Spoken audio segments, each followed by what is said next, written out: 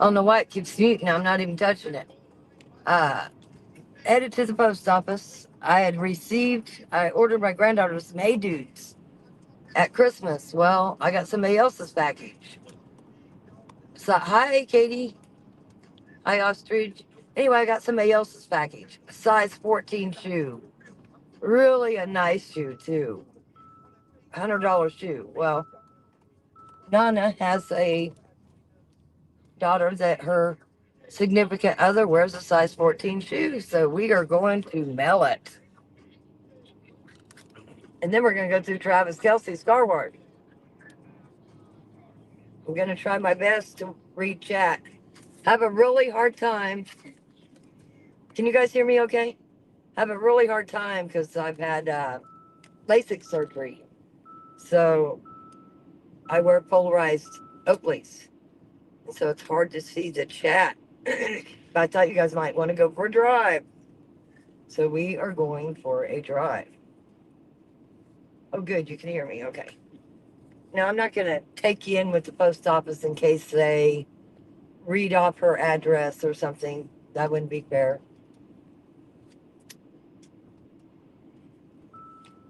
And to all them people that think I weigh 300 pounds, I guess you're fixing to see exactly what I weigh, huh? Lavenders, good to see you. Absolutely good to see you. Trying to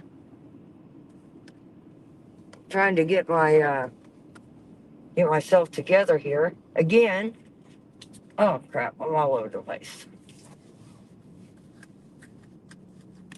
Oh shit. Okay, we got that live coming up today with Ernest. He's going to talk about his boxing. I invited Bruce gas boxing too, and Skywalker. I don't know if Skywalker, you guys have met him. I don't know if he'll be able to make it because, obviously he's working and he's on New Mexico time. So, not sure if he can make it, but I did invite them all. I think you'll enjoy listening to Ernest if you like boxing and stuff like that. Plus, he knows a little bit about everything. So, I don't know if you guys can see very well. I better slow down. We are in the town of Hayesville, where I grew up. This is where I grew up. In this small little podunk town that hardly has grown at all.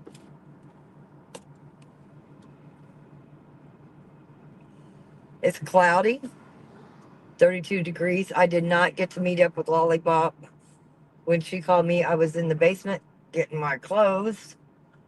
So I'll just have to drive to Oklahoma or catch her next month when she comes back. But I plan on meeting her before that. So, again, I'm going to go mail these shoes real quick because I should have did it Monday. It's already Thursday. And it's just been cold. You see the snow. It's finally melting. It's just been too cold. I haven't wanted to get out. So.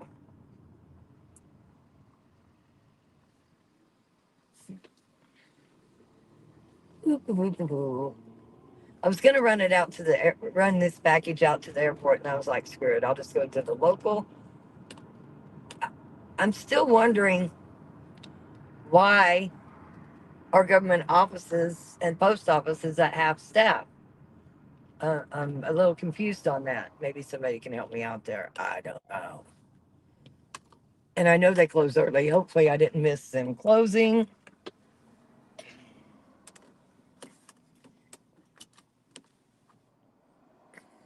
Let me back up just a little bit. Okay, I'll be right back. Let me go take care of this.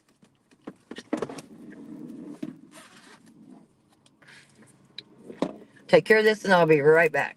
So, we are at the post office. If anybody comes in and says, "What? What is Rock doing? Why are we sitting here?" Okay, I'll be right back. Here, I'll give you some music to listen to while I'm gone. These are my CDs. Run from the things I overcome. That's when she said, but she was running too.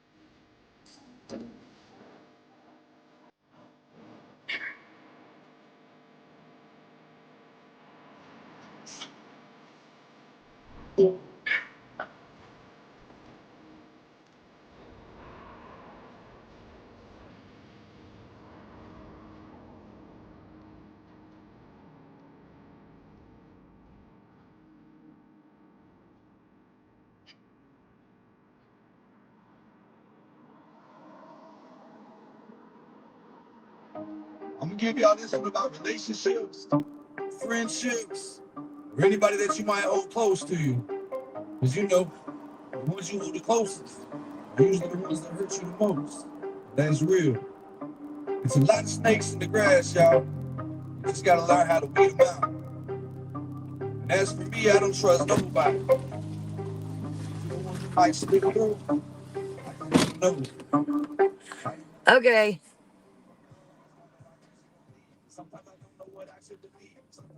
Can you guys hear me?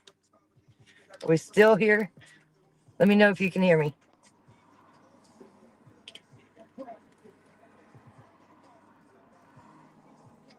No, I was not back in the car. Could you guys not see me? Can you hear me? Okay, we hear you. Okay. Now we are going to run because Rock needs some cigarettes. And then we're going to run to the car wash.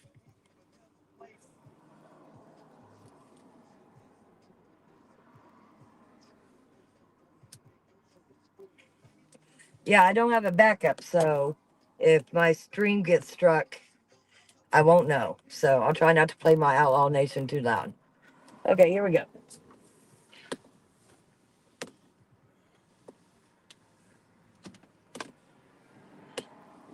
We could have went by and said hi to Sarah, but with that said, see, we still got snow.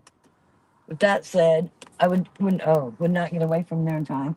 There's Hayesville's finest, and we don't like each other, so we'll just catch up to him. I'm sure it went across all the radios. Rocks in town. Cover your body cam. Rocks in town. Make sure you don't have your body cam on, because she will be filming you. Because she's a bitch like that.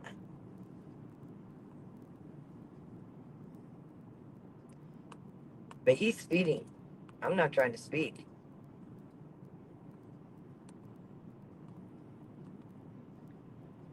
Not trying to speed. 30 miles an hour is just way too slow for a town. Thank goodness the crosswalks aren't long because then it's 20. I'm doing 32, so I'm doing 2 miles an hour over. Oops, now it's going to skip to 35. Oh, hope everybody's having a good day. I hope you guys tune in to listen to Ernest. I hope he's still able to come. If not, it'll be all right. Go pull in this quick shop and get me some smokes. I think I'll get Rick some too, because my gosh, my goodness, my goodness. He needs some cigarettes because he is crabby. Like crabby, crabby. And he's never crabby. It's not cool. I'm not happy about it. Holy crap.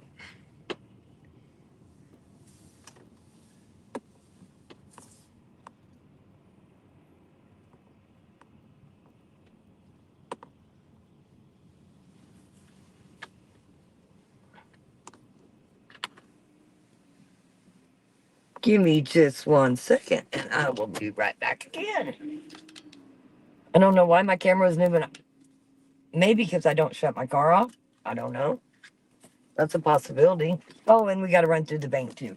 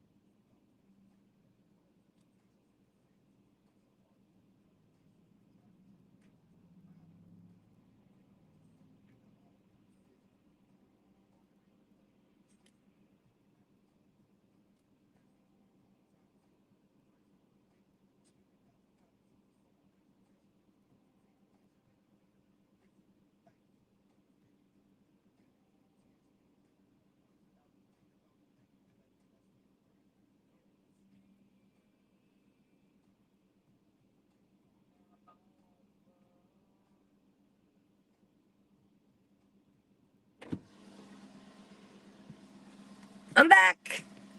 The bitch is back. Back again. Go ahead. Tell your friends. The bitch is back. The bitch is back. Okay. Now we go again. We're going to go see Travis Kelsey. He's not there, but we're going to go to his car wash.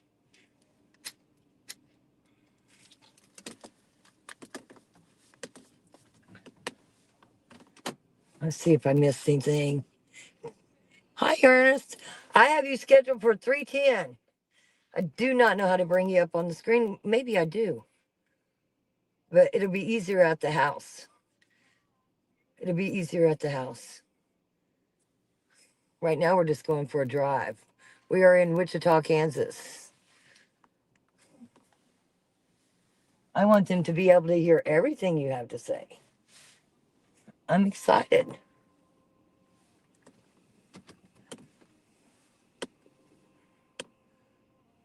Your way. Thank you, dear. Thank you, thank you. I really am a person. Ooh, who's here with LDF? Hmm, interesting. All I did is went and got cigarettes. And I know, shouldn't have got cigarettes. Bad idea.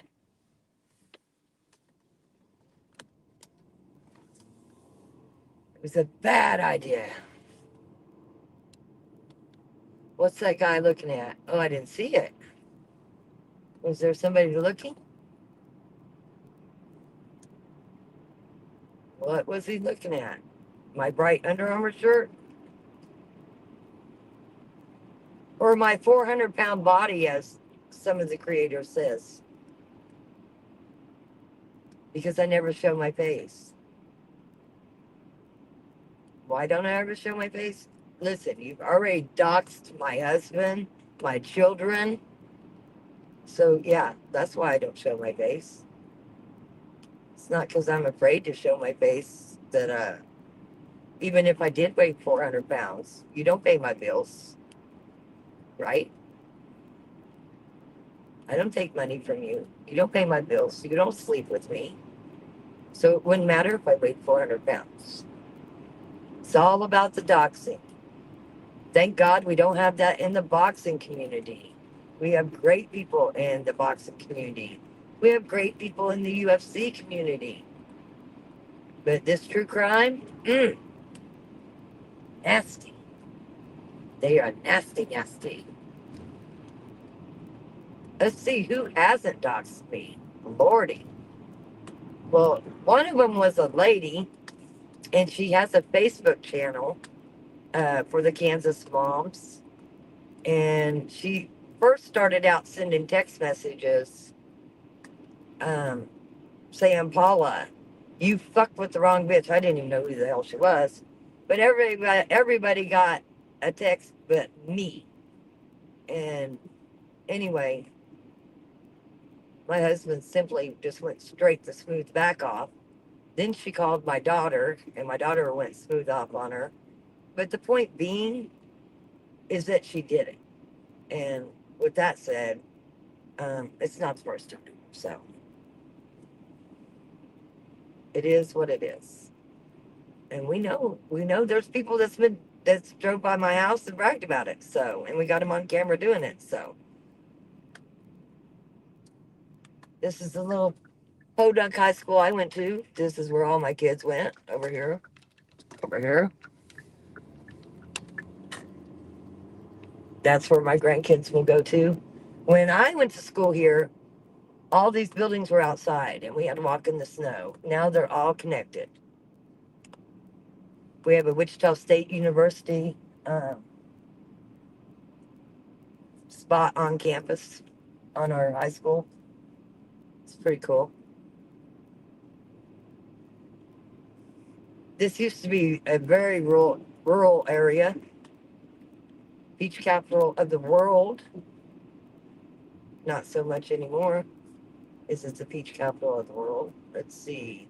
If you drink Pepsi Cola, Pepsi Cola's home office is here. Coke Industries, Learjet, Beach Aircraft, Spirit, Cessna, big aircraft town.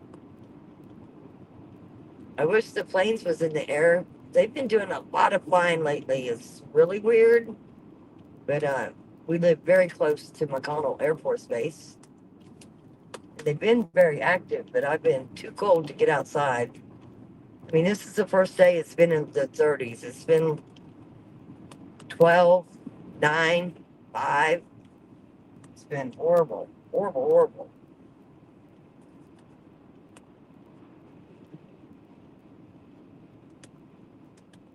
Look twice. I thought at your vehicle. My vehicle has canine all over it, but either I'm usually I have Smith and Wesson with me in this one, and then we have a Pontiac Vibe. We have, of course, the big badass bus, and a new Jeep, a new red Jeep.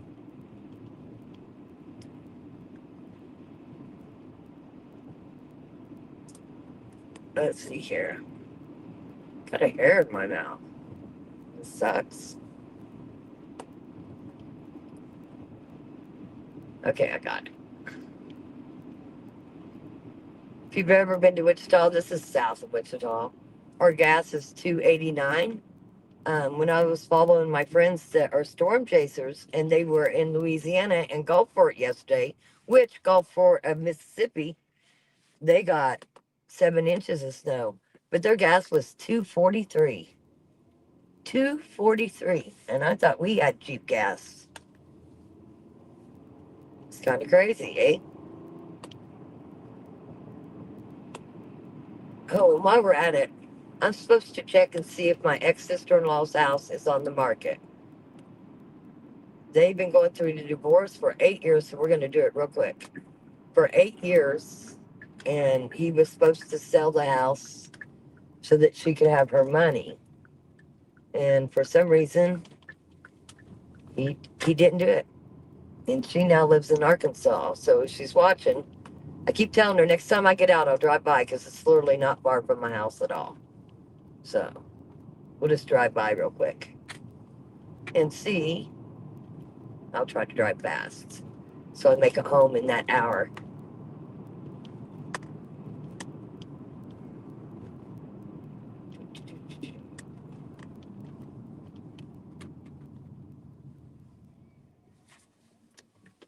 Let's see here.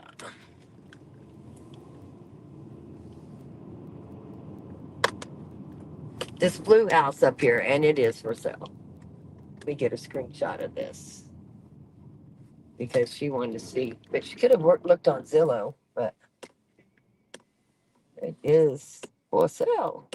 So he didn't lie to her this time. Looks like the back gate's open. That's kind of weird. Okay. Affirmed. It is for sale. And all the gates are open, so that's weird. Looks like somebody's tore the siding off the house. This is actually a really good area. It's an older area, but we got a lot of retired LE in this neighborhood. We used to live in this neighborhood, as a matter of fact. I have noticed they have been active on my flight radar. Yeah. Serial killers were there. Yes, my husband lived right next door to Dennis Rader, BTK, for 10 years in Park City. Definitely. I grew up, my grandpa was sheriff at the time, and I remember anytime I went to my apartment or the duplex I rented, I always checked my landline because that was Dennis Rader's thing. He would go in and cut the lines. And one thing about that, my grandpa was alive when he got caught, but my father had passed. My father had passed, and I wished he would have been around to see Dennis Rader get caught. Then we had the Carr brothers. The Carr brothers, they went on several days of a spree. And basically what they were doing is they were kidnapping people and making them go to ATMs and take money out.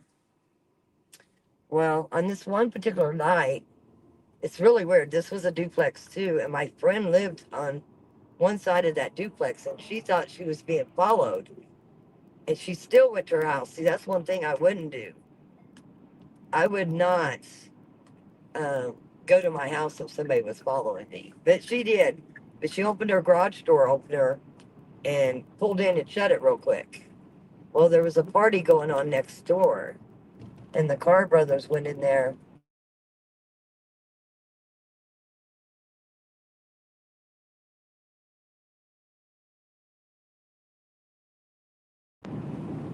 Sorry about that.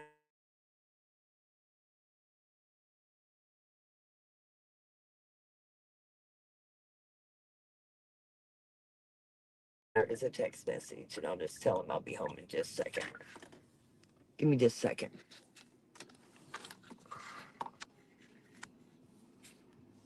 I know this is probably boring for some. Uh, hey, would I be able to stop by real quick? Are you still out and about? Give me 10 minutes or so. I'd be home.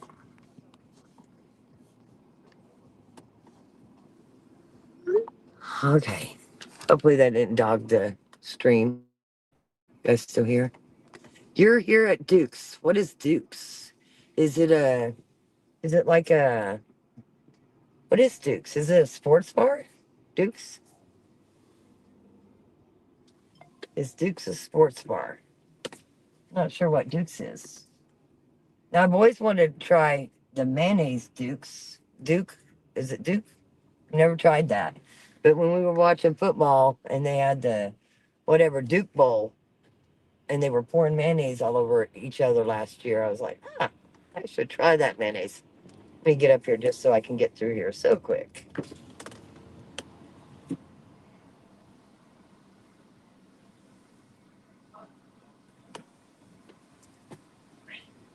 No lines waiting.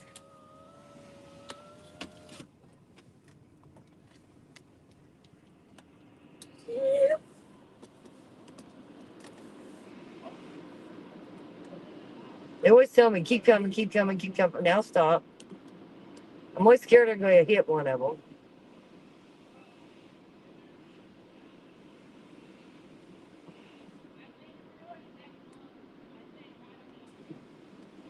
Get all that salt off the bottom of my vehicle.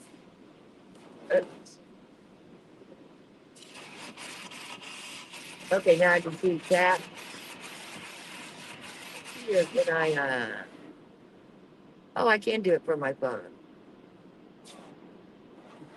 Okay. Hello, everyone. See here. Good afternoon, Katie. Don't hit them. I know, right, Israel? But they're always like, come, keep coming. Let's just keep coming.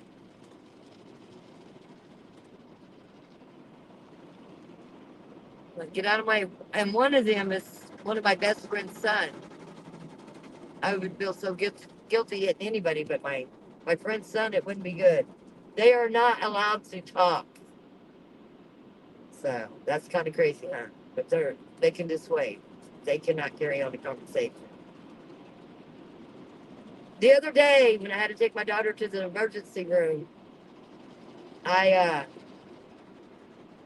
I had my grandbaby because I didn't want to take her in the hospital, and I had like I want to say 3 foot of snow on my farm. She called me in the middle of the night. She's pregnant with twins. She wanted to cut her arm off. I had to clean off so many vehicles. Oh, hold on. Just to get to the one I wanted to get to. I had to clean off so many vehicles.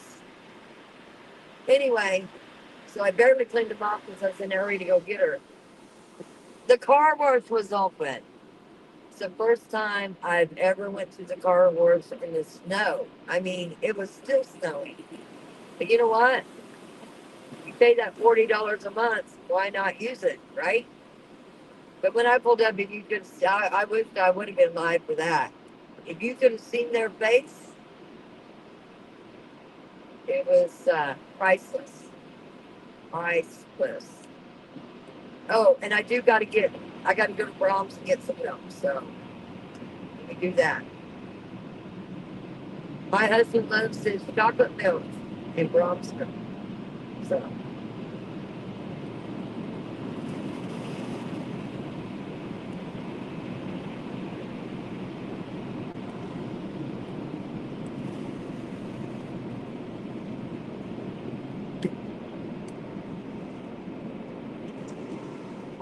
it's good to see everybody.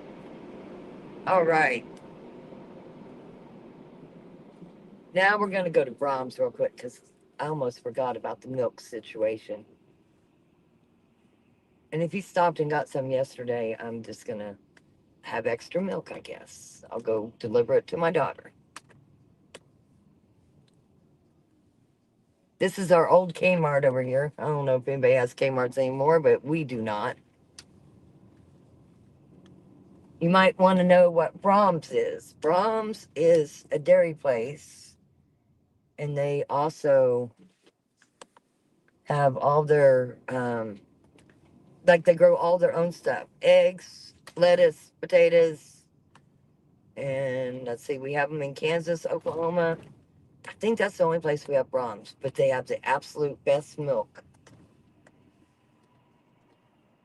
And people say, oh, milk's just the same. No, it's not. I can tell you. It is not the same.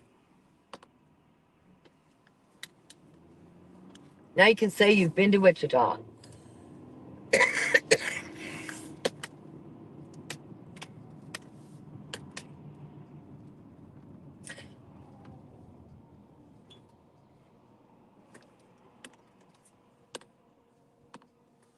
I should have grabbed a soda too, and I did not.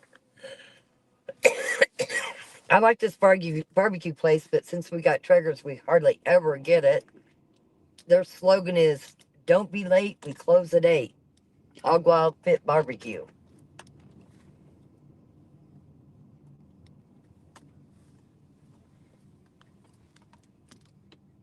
I would sing you the commercial, but I'm not very good at it. I will make this extremely quick too. This guy always knows exactly what I want, so it'll be quick. No ice cream today. No ice cream today. And I'm still going to leave my car running because that's what I want to do. If they're brave enough to break into a car that says canine all over it, good luck.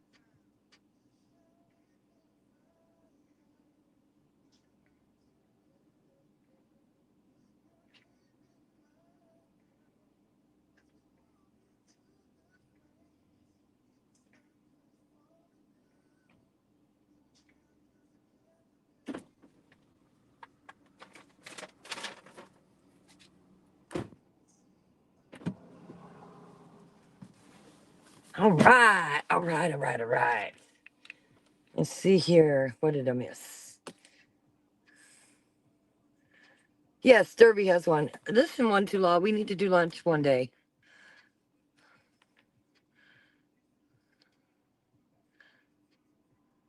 Oh, I'm sorry. One of my old mods is named Katie. I'm so used to calling her Katie. It's not the same Katie Israel, I promise you. I got to get in the habit of not calling her by Katie. That's on me. At dairy, every kind of ice cream server. Yes, sugarless ice cream, buttermilk. Eggs were $8.39 though, a dozen. I just looked. $8.39 a dozen. Listen, if you're from Derby, I'm from Hayesville. We are not far. As a matter of fact, my dentist and my doctor's in Derby. And when I took my daughter to the hospital the other night, I went to Rock Regional. Nobody was in line. Let's see here. Hey, Beach Baby.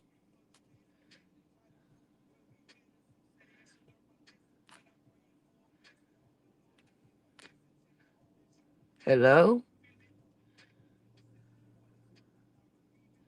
Not much volume there. Yeah, I turned my music down. Because I was like, well, I got to run some errands. Now you can see what Wichita looks like if you've never been here.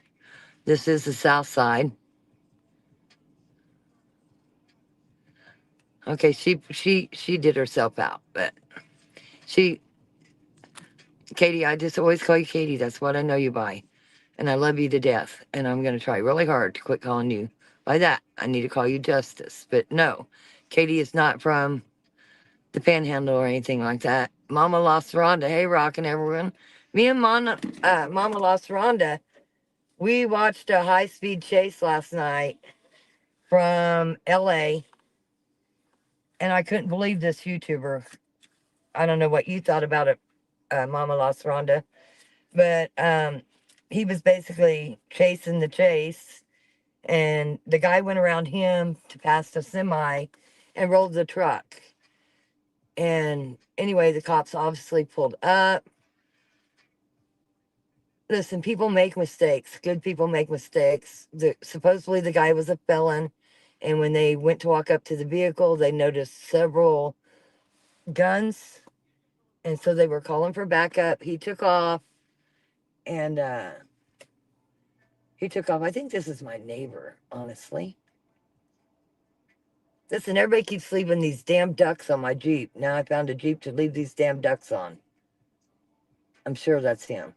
Anyway, uh, this YouTuber was maybe as far as this to this double bacon mushroom Swiss burger. And I will tell you, the cops were doing CPR hard. I mean, hard. And I could not believe that YouTuber was showing it live.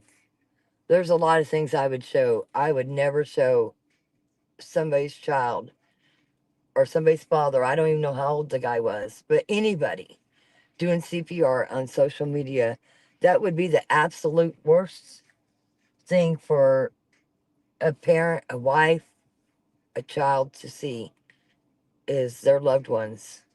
Yeah, holy cow on the eggs. Like, I should take my camera back in and show you. It's crazy. Let's see here. I moved too far. So many questions on guess. Yeah, I know you're digging. You came up with a lot. Thank you, Justice. I don't do it on purpose.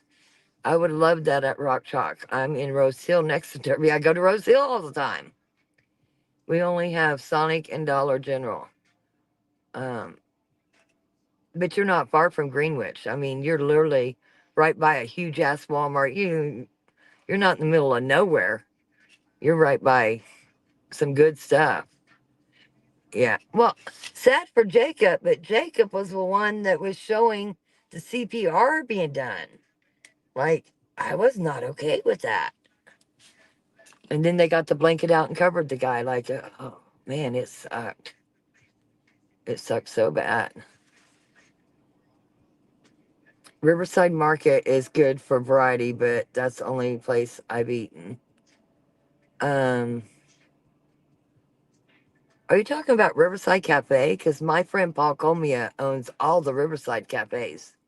Are you talking about Riverside Cafe? Chickens are not laying. Everybody I know that has chickens, yes, they're not laying. He might not usually show it, but he kept showing. I was like, dude, think about the families, think about everything. And man, I will tell you, the LE, they was not giving up either. And you could just see them pumping so hard. It was crazy how hard they were working on this man. And I don't know how long it actually I only saw a fire truck show up. I never even saw paramedics show up. But it was so rough. It was it was rough. And I kept trying to get him to stop. And then he says, well, I'm just not going to talk about what I just heard. And I'm sitting here thinking on the other end going, dude, you just showed us this guy die. And you're going to cry and act upset when you just showed, what was there, 1,700 people in there watching, I think? You just showed 1,700 people this man dying. And now you're going to cry about it? Ugh. Anyway, that was horrible. I do have a lot of friends. I have a lot of enemies too. Like, it is what it is. And the reason I have enemies is because if you want shit blown up your ass and you don't want the truth, you're in the wrong spot. Straight up. I'm not going to be the girl that's just going to tell you what you want to hear. I'm going to be the girl that tells you what you need to hear, the truth. And yes, the truth hurts. The truth hurts. Yeah, there was a lot of people in that high speed. Hey, 71B. There was a lot of people in there. Oh, I was so disappointed. So disappointed. Okay, one more stop by the bank. And then what I'll do is I'll get off of here and get back on. If Ernest is ready, we can even go earlier than 3:10. It don't matter to me, or we can wait till 3:10. But we will go back live at 3:10. I was just like, listen, I like to go in the car. Like, if you guys ever want to go live and go in the car, I like going in the car. I'm a people watcher. I like to see the areas that around the world, wherever it's at. I like to see it. Maybe I'm nosy. I don't know. I go to the fair just to watch people. And then I found the casino, and ooh, let me tell you what, go to the casino at 3 o'clock in the morning, and you can really people watch. Just saying.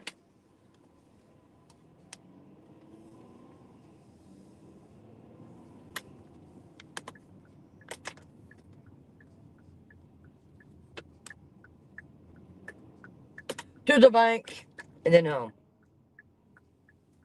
To the bank, and then home. One of my really good friends owns Tom's Wine and Spirits over there.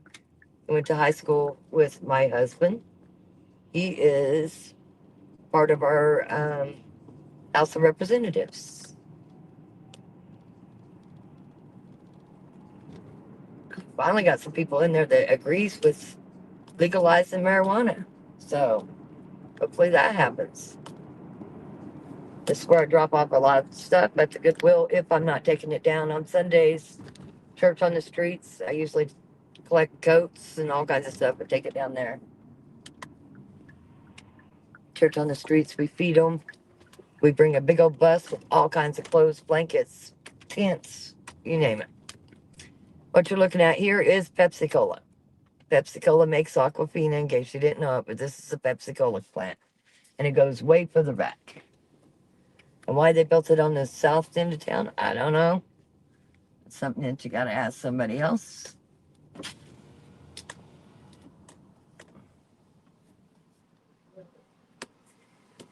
My daughter, we own my daughter's house, and she made a house payment, and I'm putting it in my bank. So, house payments due the 1st. So, and it comes out of our account, so gotta put the money in the bank. That's gonna be my new song. Put the money in the bank. I'm very nosy too. You ready whenever I am. Okay.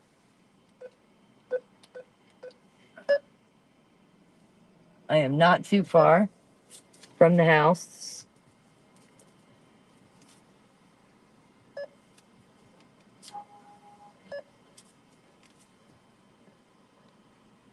Let me get this money put in here. I think this is the first time in 6 years I've ever had her money. I usually get her money like on the 10th because she says there's a 10 days grace period. So Leroy calls me Miss Kravitz. Yep. Yay. Oops. Yay. I miss Kansas. Haven't gotten there since my grandparents both passed. Oh, well, there's nothing here to miss, honestly. But you know the old saying, home is home. We have a house at Lake of the Ozarks and we have a house in Aurora. Um, this is probably the longest I spend in Wichita. My husband is a workaholic, straight up a workaholic. I mean, I used to take 7 cruises a year and he didn't go but on 2. So that's okay. He don't, he's not went on a bus trip with me yet. I drive that bus. But I think this summer he'll change. Like I really do. Oh, I take that back. He went to Lake Afton, we went to another friend's family reunion, and that was literally 10 miles from our house. No, I'm done with my deposit.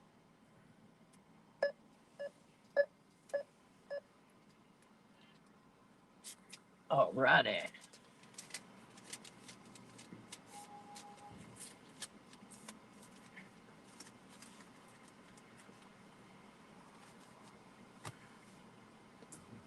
Boop, boop, boop.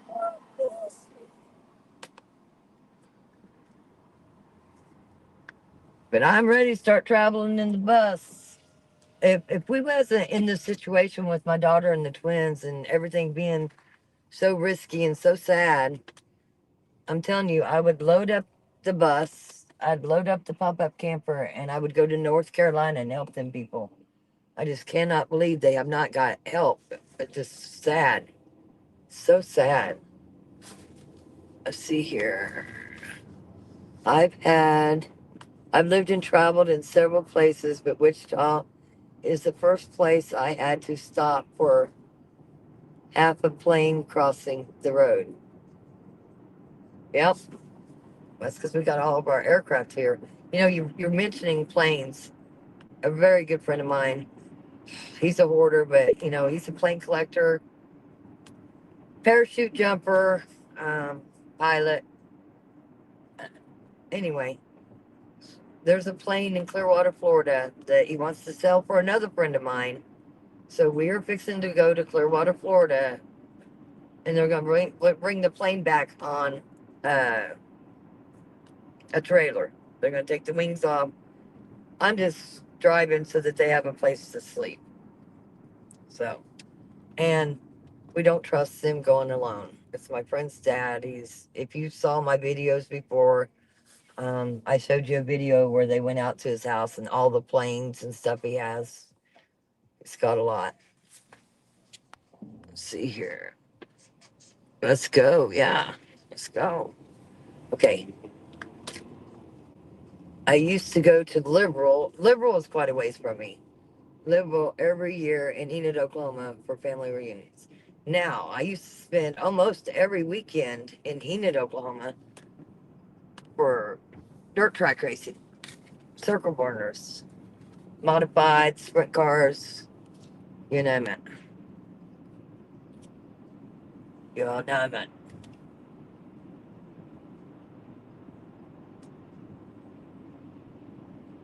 But yeah, this is the longest I've been in Wichita in a long time. And I don't like it. I mean, I was born and raised here and I don't like it. But it is what it is.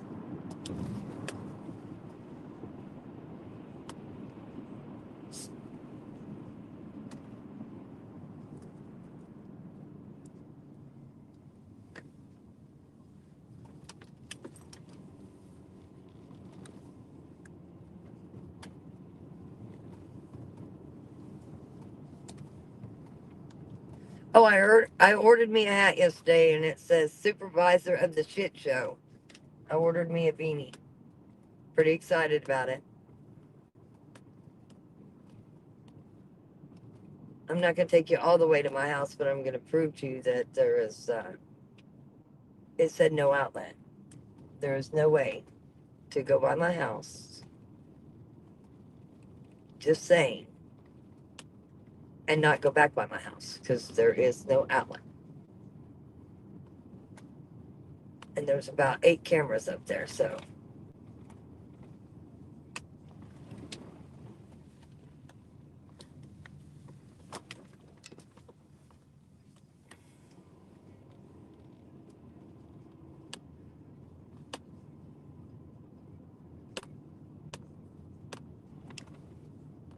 Oh, and I forgot Kyle was going to be at my house. This will be pretty quick. Oh, and the dogs will be howling. Let me unlock my door. Everything's set on my phone and Alexa. And you're welcome for setting your timers on your Alexa the other day. And to the husbands that freaked out and got mad, I'm sorry. I had a lot of fun doing it. I won't do it again, but it was fun. I actually enjoyed it. Okay. We have made, oops, I gotta move over.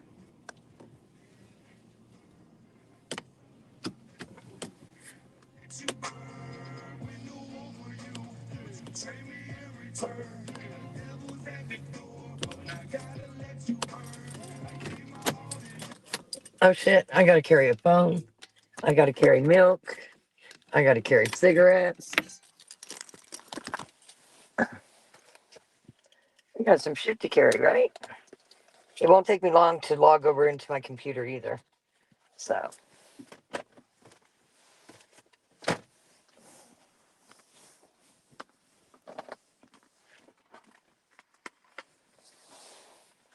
Give me just a minute. Then we won't have to start another stream either. Oh, Kyle's here. Hold on a second. Hello. Man, I just literally pulled up. Perfect time. Yeah. Hey, would you grab that milk for me real quick? And you know Smith and Wesson is going to be all over us. Oh, yeah. Oh, and I got the camera off, but I'm on the live YouTube. Oh. So. Did Kyle sound thrilled? Like, oh. Motion detected at your Oh. Hold on, guys. Get back, Smith. Get back, Wesson. Get back. Did I lock that? Did I lock my vehicle? I don't know. Oh, shit. I don't know if I did. I wasn't saying. Well, obviously I wasn't either.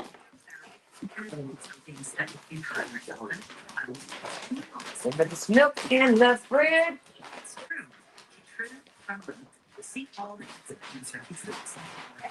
Milk, yes, but that was milk. Think you got yourself some milk. Oh, yeah.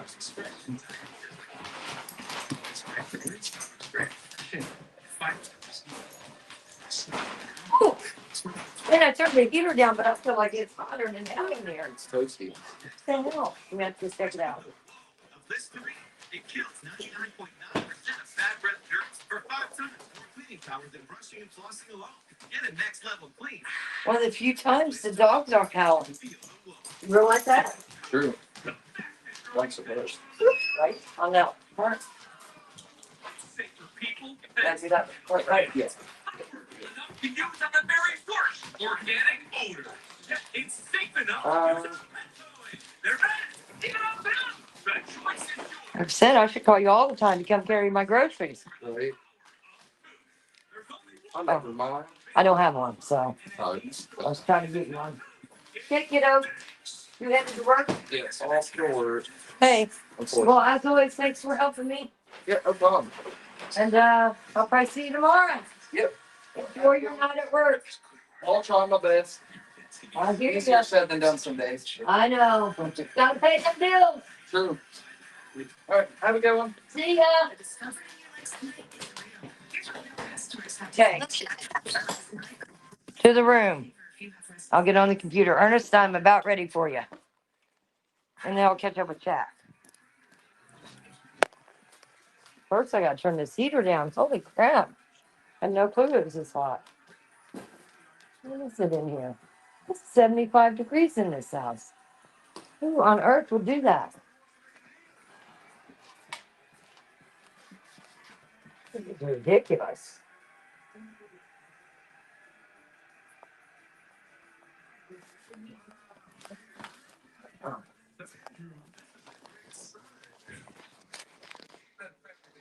I always leave the TV on for the boys. Especially if they don't get to go with me. Otherwise, they just tear shit up. My TV's on too. Oh, I'm dying.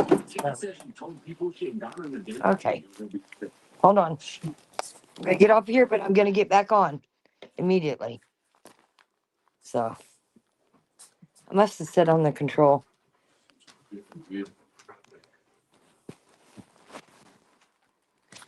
Okay, let me get off of the stream here.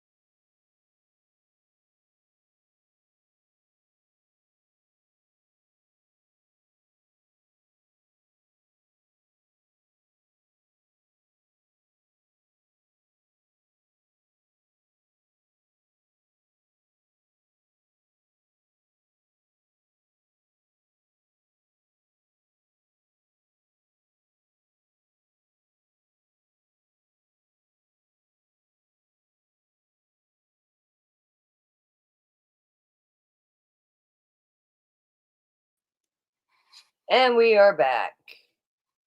Let me drop this link here. What is going on? Hit something on this doggone computer. There we go. Drop the invite. Copy. And there we go. This is for Ernest.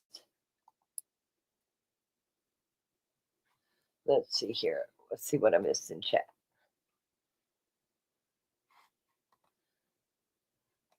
Yeah, he has been messing with mine ever since. That's hilarious. All right, Ernest. I dropped the link for you, sweetie. Trump is releasing the JFK file. Of course he is. Hey, all. Thanks for the heads up, Deb. Hey, Jane. Yeah, I had it scheduled for 3:10. Like I said, I enjoy going and I like to go on trips in the cars. Hey, Ernest. Are you? Oh, there you go. How's it going? Oh, wait a minute. That's all right. Take your time. Let me make sure my sounds are on. I Can you real hear? Oh, fantastic. How are you? I am good. I'm good. I'm so glad you're coming and you're coming here to talk to the people. I like boxing. I think it's a sport that needs to just keep on going, and it's people like you that keeps it going. So tell the people a little bit about yourself, Ernest. Hold up a second. Something's not right. Do you need to go out and come back in?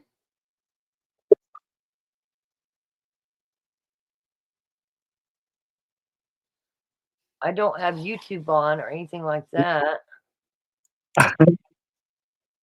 Something crazy happening right now. Hold on.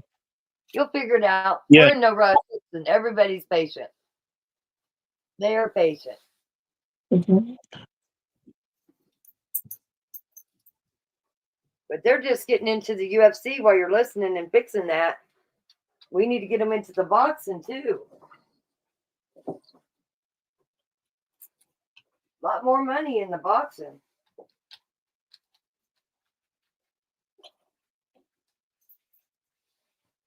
Ernest is fixing his sound and stuff, guys. So we'll give him a minute. We're not in no rush anyway. This group is very laid back, very, very good people.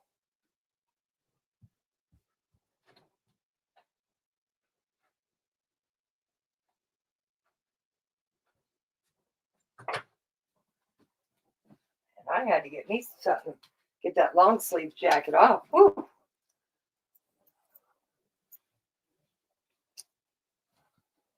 Let me drop that link for him again. It could very well be the link. Let's see here. Yes, Ernest is looking buff, that's for sure. He works out. I believe he coaches. Like, you guys can ask him anything. Now, to anybody that's watching, he's not part of the true crime, so people, and I know you'll treat him good in chat anyway, so, because that's the way you guys are.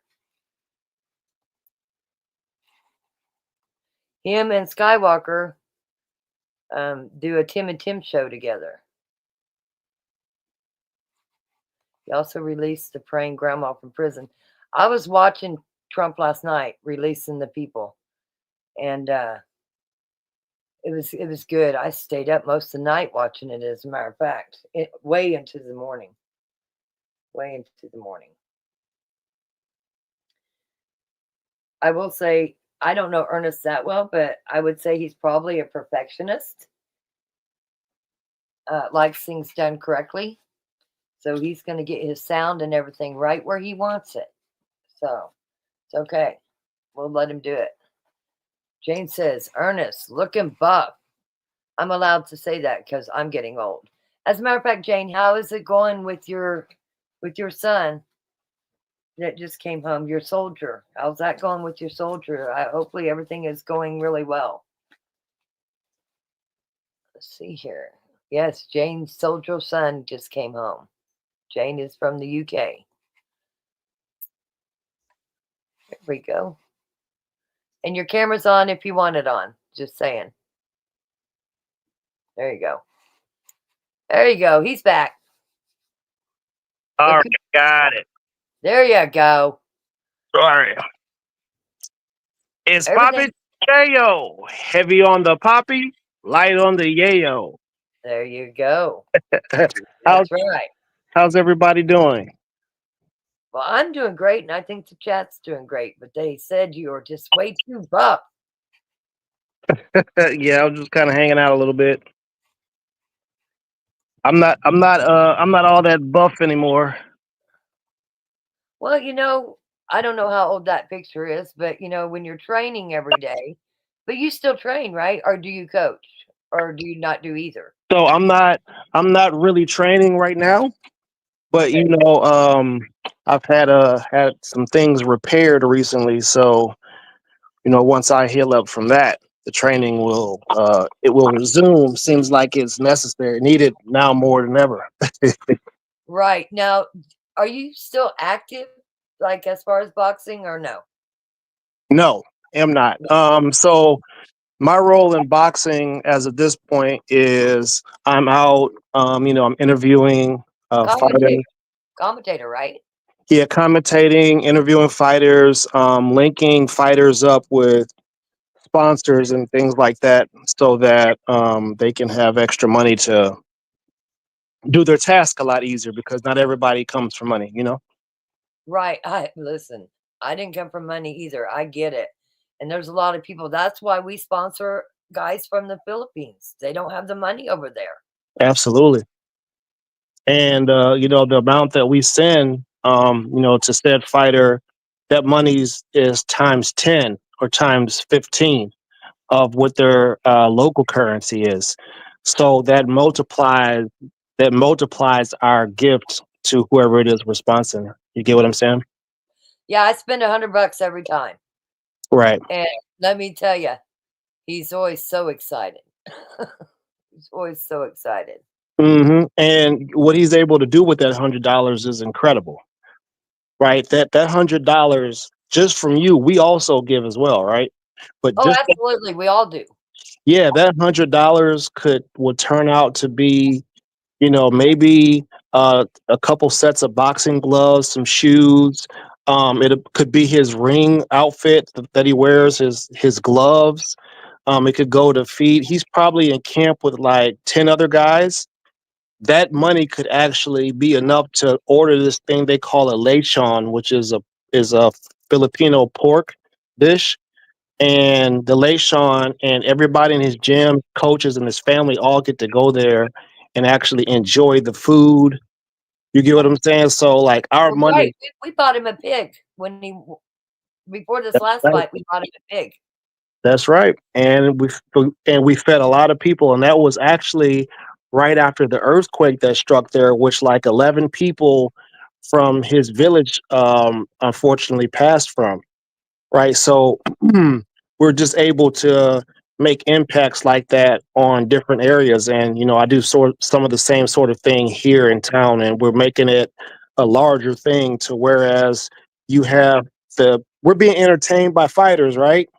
Absolutely. They're entertaining us. They're giving us something to watch so that we're not thinking about the stuff that's happening out in the real world. And it just takes our mind away from the anxiety of all of that every day. So by us being able to sponsor our entertainers, it's a closed circular loop. You get what I mean? Oh, absolutely. Are you at a computer? I have a computer, but I'm using my phone. Okay, so you might not be able to see the comments. Any comment that you don't want to answer, don't. Let But me, Jane is from the UK, let and me. she wants to know where you're from, Ernest. Okay, yeah, I can see them.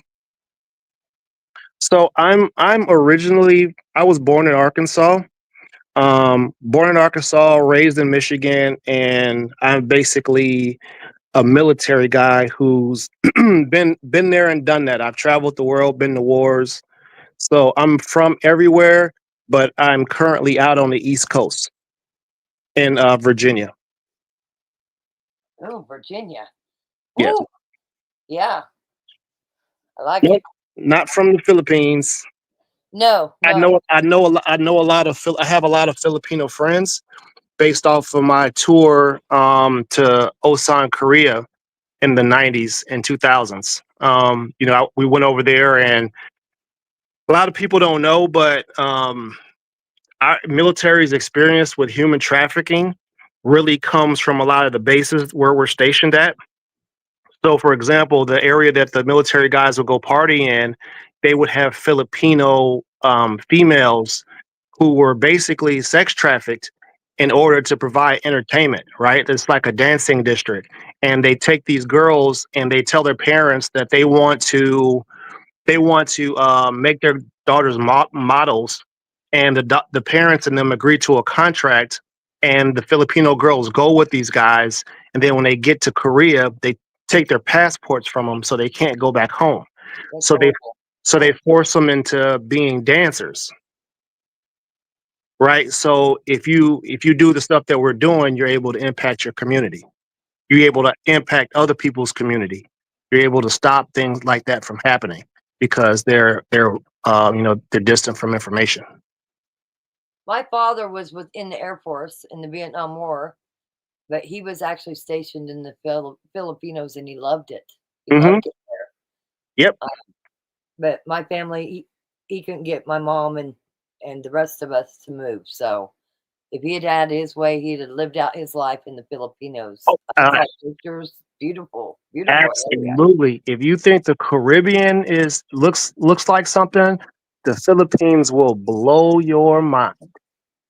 And it's so cheap to live there. I have British friends that I met also in the Air Force who actually every summer for 3 months they go and live in the Philippines, and they pay like $1 to take boat hops from one island to another, and they're able to see all these exotic scenes and things like that. It's really an incredible place, There And is a lot of YouTubers hmm? that have moved to the Philippines. I didn't mean to cut you off. I'm sorry. No, But you're good. yeah, it's cheaper than living in Mexico. Absolutely. I mean, $300 US per month can feed a family of two for an entire month. There's some places where you can live for an entire year under $1,000 US. So yeah, absolutely. And in America, we have a lot of Filipino culture is huge in America because of the military guys. They actually married the Filipino women when they went to the bases, and they brought them here to the states. Same thing with South Korea. Yep. But I will tell you that I have a friend. He went to the Philippines and he worked at Cessna, and it took him 18 years to get his wife here. I don't know why, but it took him 18 years to get his wife here. It was a long process. But yeah, the military, a lot of the guys, when I was in, they were married to Koreans, Vietnamese, and listen, my Russian husband's like, too. yeah, my husband's like, are you going to iron my uniforms? He only asked me once because guess what? I starched him. Them suckers was standing up straight. Never got asked again. Oh man, that's cool. But I mean, that's what they do. They're good workers. They work hard. It's not just because they want to be over here in America. I mean, I say that about a lot.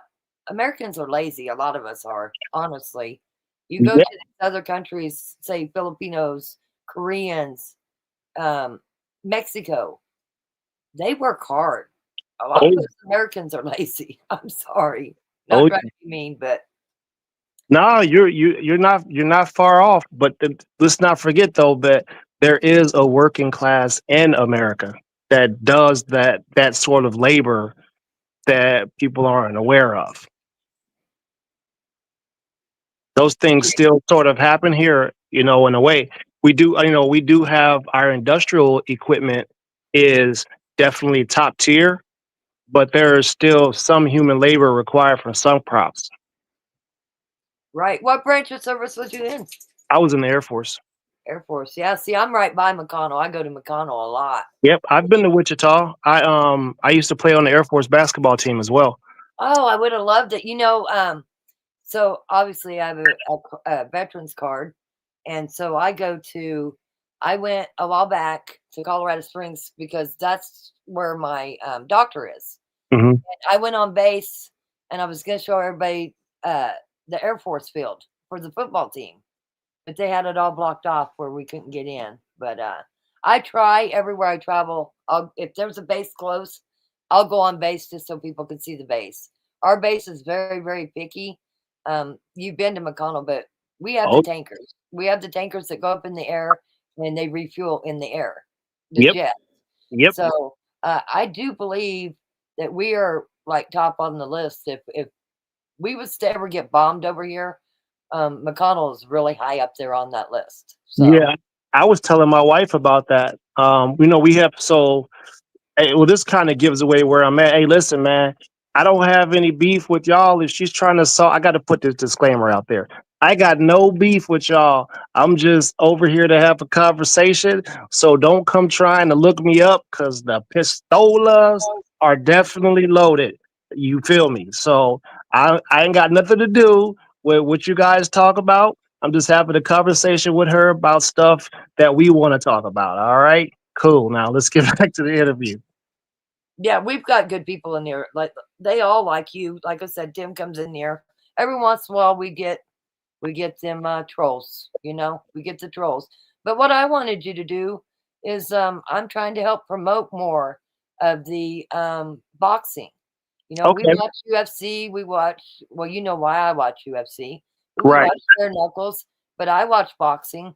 I've just had some situations. My daughter's pregnant with twins right now, and one of them, she's over 5 months. One of them is only growing at 11%. The other one's growing at 87%. Oh, it's just been rough. They wanted to take one and let the other one live. And it's just been really rough. That's why you have not seen me. For a while, Oh, I haven't been on live either. But I do want to I want to help promote boxing more. And I am not as schooled as you guys are. I watch it. I know a lot of it, but I don't have the knowledge that you have of it. and that's what I really like. Oh, well, I heard you talking earlier, and me and my wife actually sat here and had a conversation about something that you said. And earlier, you talked about people watching, right? Oh, I love to people watch. I Oh, do. okay, so as a child, when I'd be out with my grandmother, we go to the mall all the time, and near Notre Dame, and we go to the mall all the time. And my grandmother was a fast walker, right? So she was 4'9" and some change, and she just be walking and going in like 10, 15 stores. I'm like, man, why do we go to the mall, Granny? And all you do is go in these stores. You know what I'm saying? So I used to, so I used to would just park myself on the bench and just observe what people were doing, how they were interacting, seeing how they got down with general life. So I've always been a people watcher and aware of my surroundings because not everybody's safe in every place. You know what I mean? Well, actually, are you a basketball fan? I am. If it's sports, if it's crime, if it's whatever, I do it all. Well, I'm a KU alumni, and Okay, so that's where the rock chalk comes from. got it. Okay, but we before COVID, we had the elite or the Sweet 16 and the Elite Eight here, and Hmm. it was fire. It was so good. My husband works for Miller Coors, and we're not drinkers, but he works for Miller Coors, so he sets up all the beer gardens and stuff. And I went to all the practices and stuff. But with everything that's going on now, I got to say this. Thank you for your service, a Thank you. thousand percent, and thank you for your wife for paying attention too. But where I'm at right now is I watch Sean Ryan, I watch Bear, I've got a lot of Navy SEALs I watch, Green Berets, Air Force, I watch it all. And we've got missiles over here. It's been proven. And Yeah, I'm actually scared. We got it this year. We got Sweet 16. We got Elite Eight. I've got my tickets. I will go, but I have enough tickets to take my grandkids and stuff. And I don't feel comfortable doing that because the places, if we are going to get attacked, I don't want to get off of our boxing very much. Okay. But if we are going to get attacked, it's going to be massive attacks. It's going to be where a lot of people gather, like the Super Bowl and where they get their points across. That's how I feel. So now yeah. I'm scared to death to take my grandkids to it. Yeah, that's unfortunate. That's really unfortunate. And to be honest, I'm surprised. I'm surprised hearing that from a civilian. Um, like so, Civilian. Me and Hey, Skywalker were both. We've been inside of war. We see what it looks like. We know what it feels like to be inside of a place where a war is occurring. yeah, And I never left Redstone Arsenal. yeah, there's absolutely nothing that can prepare the people in America for what that feels like. So they're not they should be shaking. People should be loading up on firearms. You know what I'm saying? Absolutely. The men should be training their daughters how to shoot. Yeah, we need some activities and stuff like that, but you got to learn how to shoot. You need to learn how to grow food. You need to learn how to live off the land, and you got to learn how to protect yourself and survive. So those things should be a priority, especially with the things that are happening. Right. And you can't just own a gun and think you're going to know how to shoot it. That's right. So That's my favorite pistol that I have is a Smith and Wesson 380 EZ with laser, and I'm right. not going to miss. But I still go shooting all the time. I love to shoot. I love to target shoot. It's fun for me. But I can tell you, all three of my girls, they're very good shooters. Their dad was a U.S. Marshal. Like, my thing is, you can't just go buy these guns and never use them. You got to train with them too. I don't mean like train for war, but you got to know how to use them. If somebody breaks in your house and you have to protect yourself, what if you don't know how to take the safety off? I mean, you know what I mean? Hmm. And so just owning one does you no good. You got to know how to use them. So, But do you think that a person who owns a gun should have a certain type of disposition, attitude wise? oh, absolutely, 1,000%. I do. Okay. I do. There is definitely people that should not own guns. Okay. So, See, but I am so all about my veterans. Listen, and I'll tell you what, my favorite thing is stay strapped, stay frosty, and stay alert. I always say that. Always say that. And I'm always on top of things. I don't ever sit with my back to a door. I'm always paying attention. And I just think it's sad that we have to do that, but that's what the world's come to. so look, I want to shoot you at oh, I don't want to say it to make it sound crazy. All You right, know, I it's may, not okay, so if I was a person who had ill intentions, right?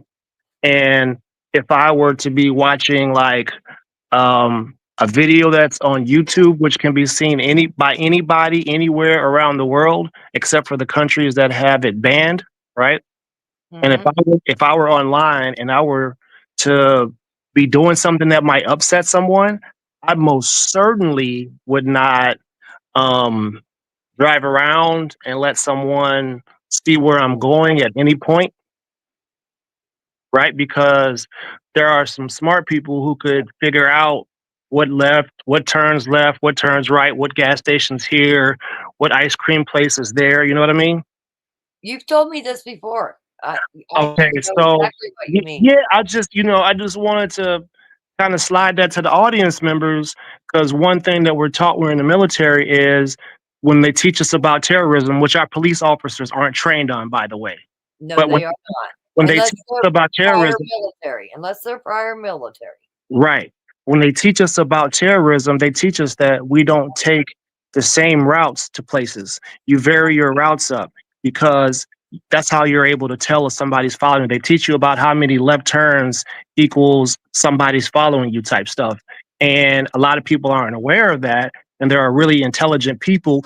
Some of the people who do bad things are highly intelligent, right? A lot of them are the ones that aren't intelligent get caught. So there must be a high percentage of very intelligent bad people that are doing things because they understand the same things that I'm telling you. Oh, absolutely. Well, you notice.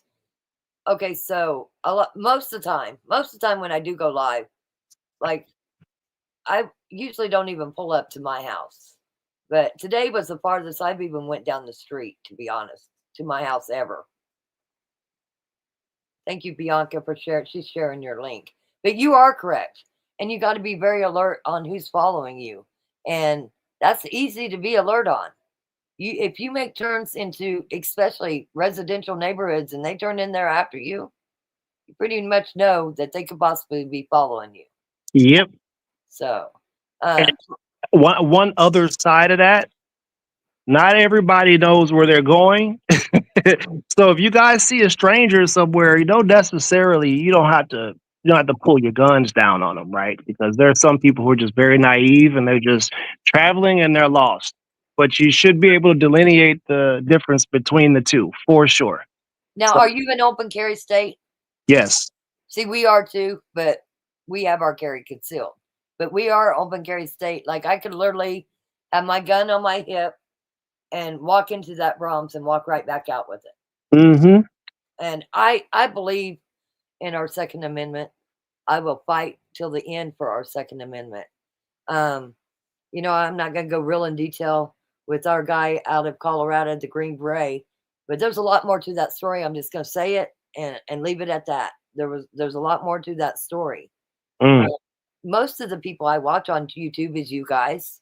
I do my true crime here. This one is because I live in Kansas.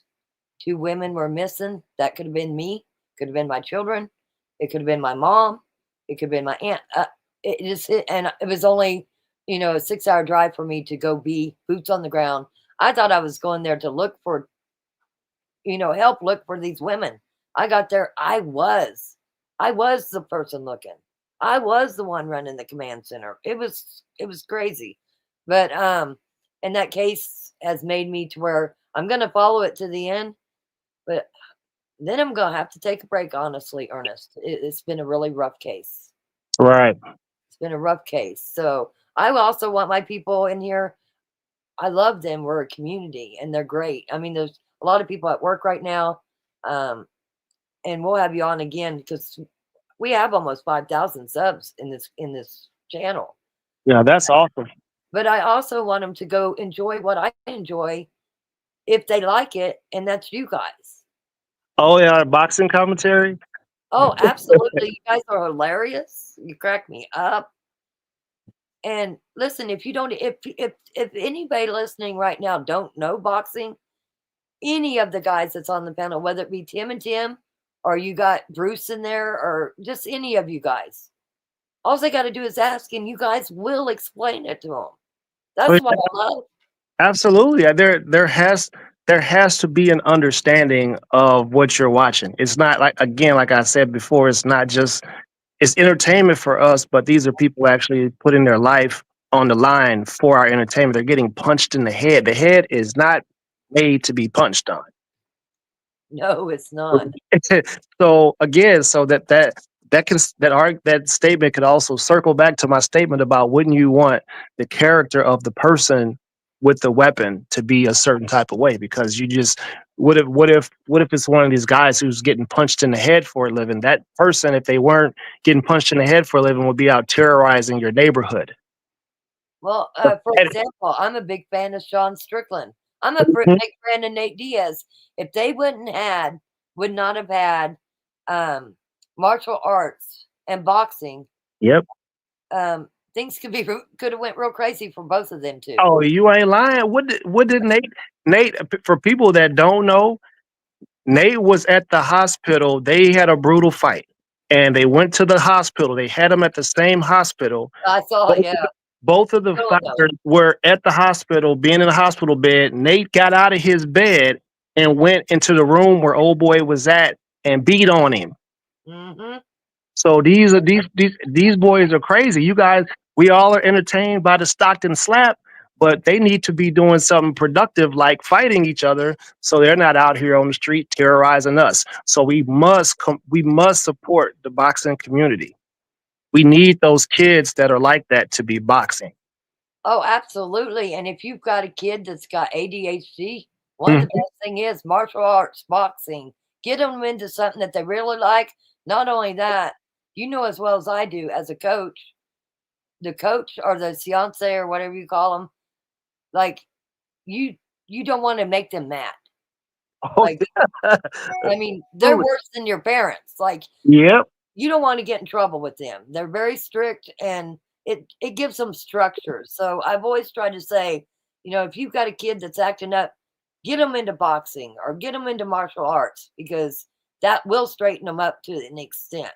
That's right. That their coach is the person that's teaching them how to fight, so they know how to fight better. There is another lesson for people to learn. If there is a boxing gym that, or a fighting gym that is in your town, do not think because what you saw on TV is going to save you. You do not go into those gyms and be disrespectful in any way. Everybody in there can fight. So it's good for the community. Again, there's a checks and balances there. If there's a lot of people that can walk around that know how to fight, there'll be less fighting. Yeah, you know much about Daniel Penny? You know who that is, right? Um, He is the Marine that was on the subway that the guy was going crazy and going to stab everybody, and oh, he you're talking choked him. about in London. No, here in New York. Was He that in America? Yeah, he choked him, and the guy died, and they tried to charge him. He just he got Oh, acquitted. okay, yes. I am familiar with this story. Yeah, and now he's back. Guess what? He's back to using the subway again. But I'm going to tell you, if I was using the subway or even the highway, and shit breaks out, it's usually our veterans that's going to jump out of the car and throw themselves in front of you to save you because that's what you've been trained to do. Yep, you're absolutely right. And You're you'll going to risk your continue to life see that. to You'll help continue to see people that. who don't even know. And man, I applaud you. You will continue, but the same energy that we have towards helping and saving people will also be applied in life in general. So if we think there is a threat to our family, we are inclined to eliminate the threat prior to it getting to what it needs to get to. That's another reason why we need cool, calm heads out here. because you have people that are trained to do very bad things to you. So you can't go online and you can't just be talking any type of way to any type of person, because there are some of us out here who are we're like on some mercenary shit. Oh, for sure. And So some people think that the computer is just it's protecting them. yeah, it does it. There is an illusion of safety that's there, and people are able to get your IP address and figure out the general vicinity that you live in. They can watch you. They can set up listening posts, and they can watch your house. You wouldn't even be aware that someone's watching your house. How are you supposed to be aware if you don't have a community that also watches out for the community? So you have to prepare those things and keep them up to date, keep them modern to be safe. Not only that, if we had to go into martial law, listen, I'm going to be hiding behind my veterans. I can tell you that right now. If we ever ended up going into martial law, you guys are the ones I'm gonna be right behind you. Yep. So They there don't was care a shit. question on the screen, and I want to make sure we get to it before it goes away. It's for you. I can read it if it's too hard for you to read. You can read it. Okay. Lady Like Grace wants to know, I've always wondered how there aren't more brain injuries in boxing. It looks brutal. There are brain injuries.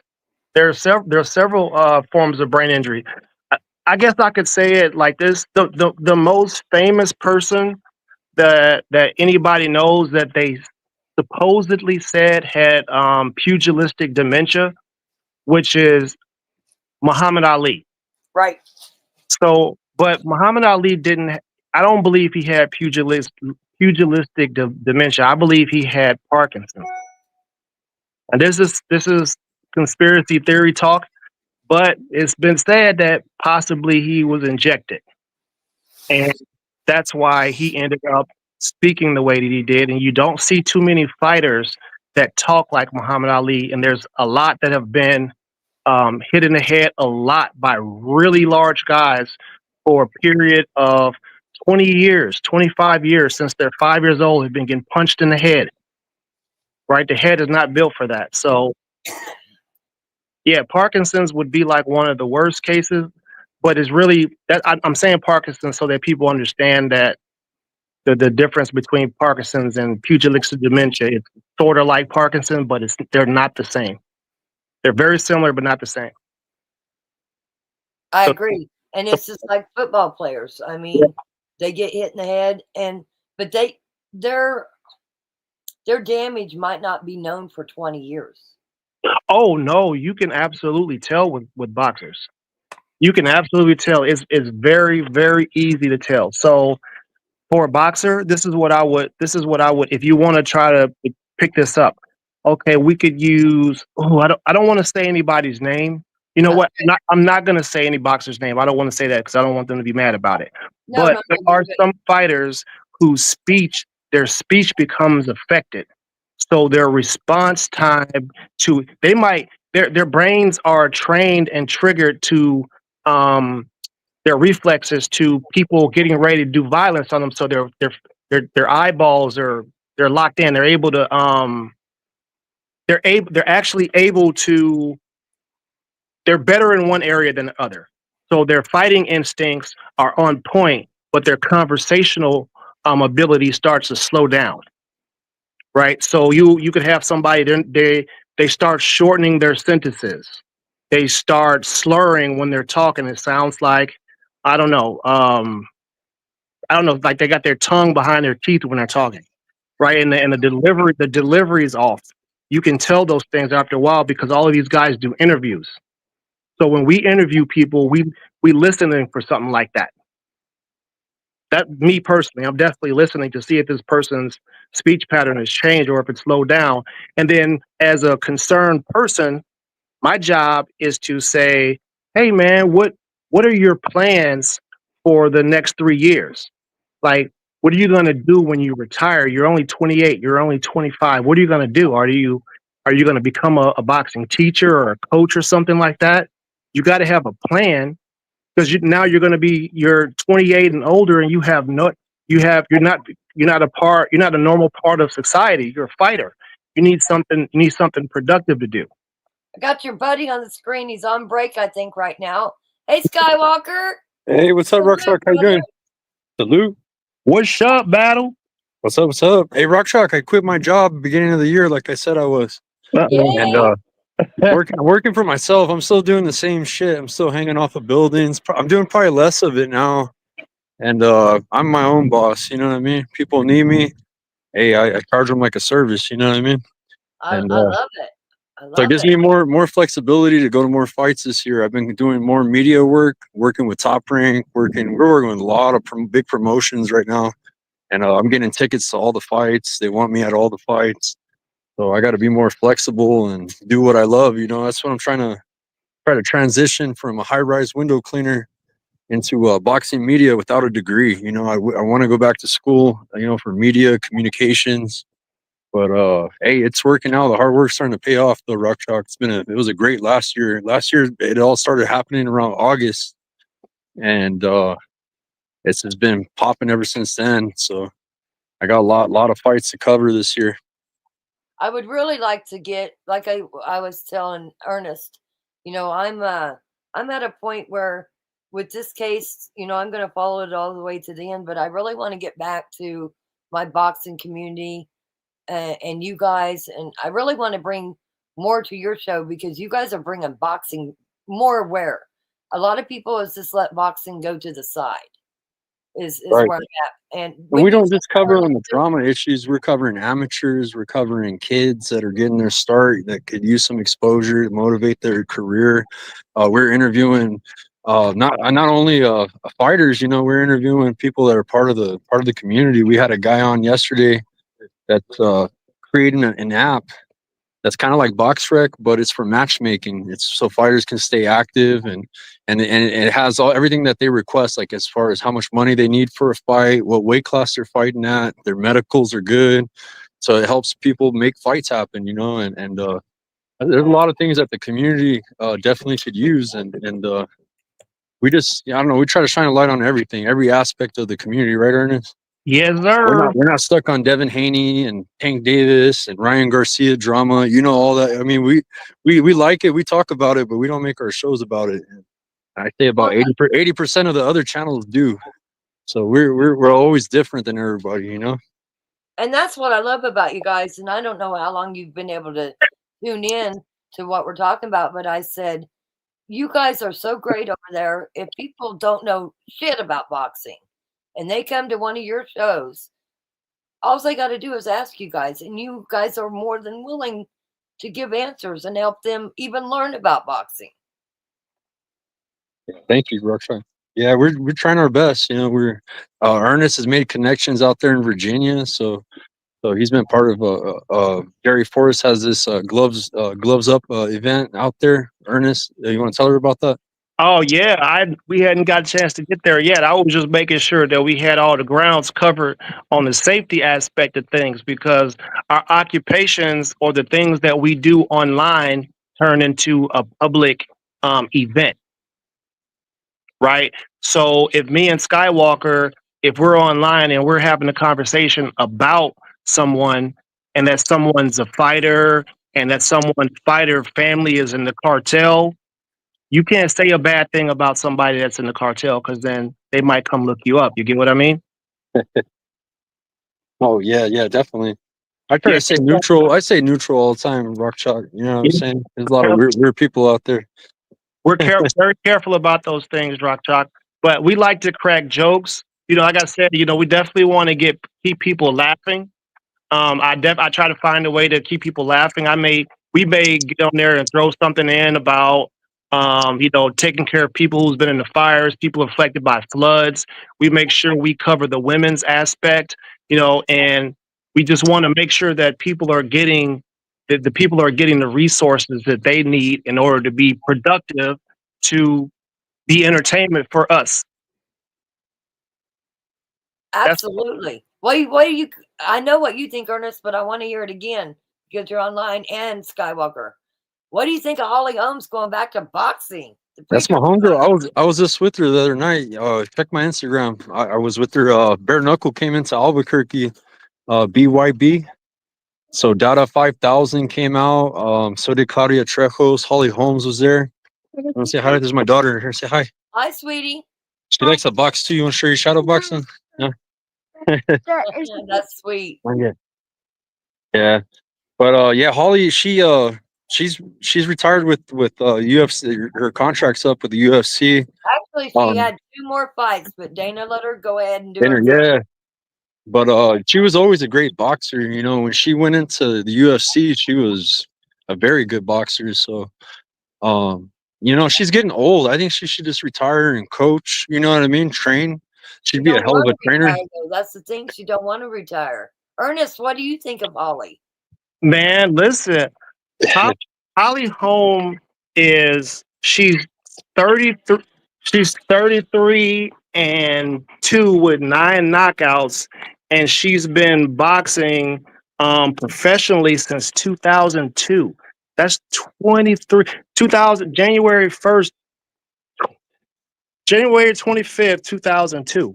That is a long time to be taking kicks and punches and things like that upside the head.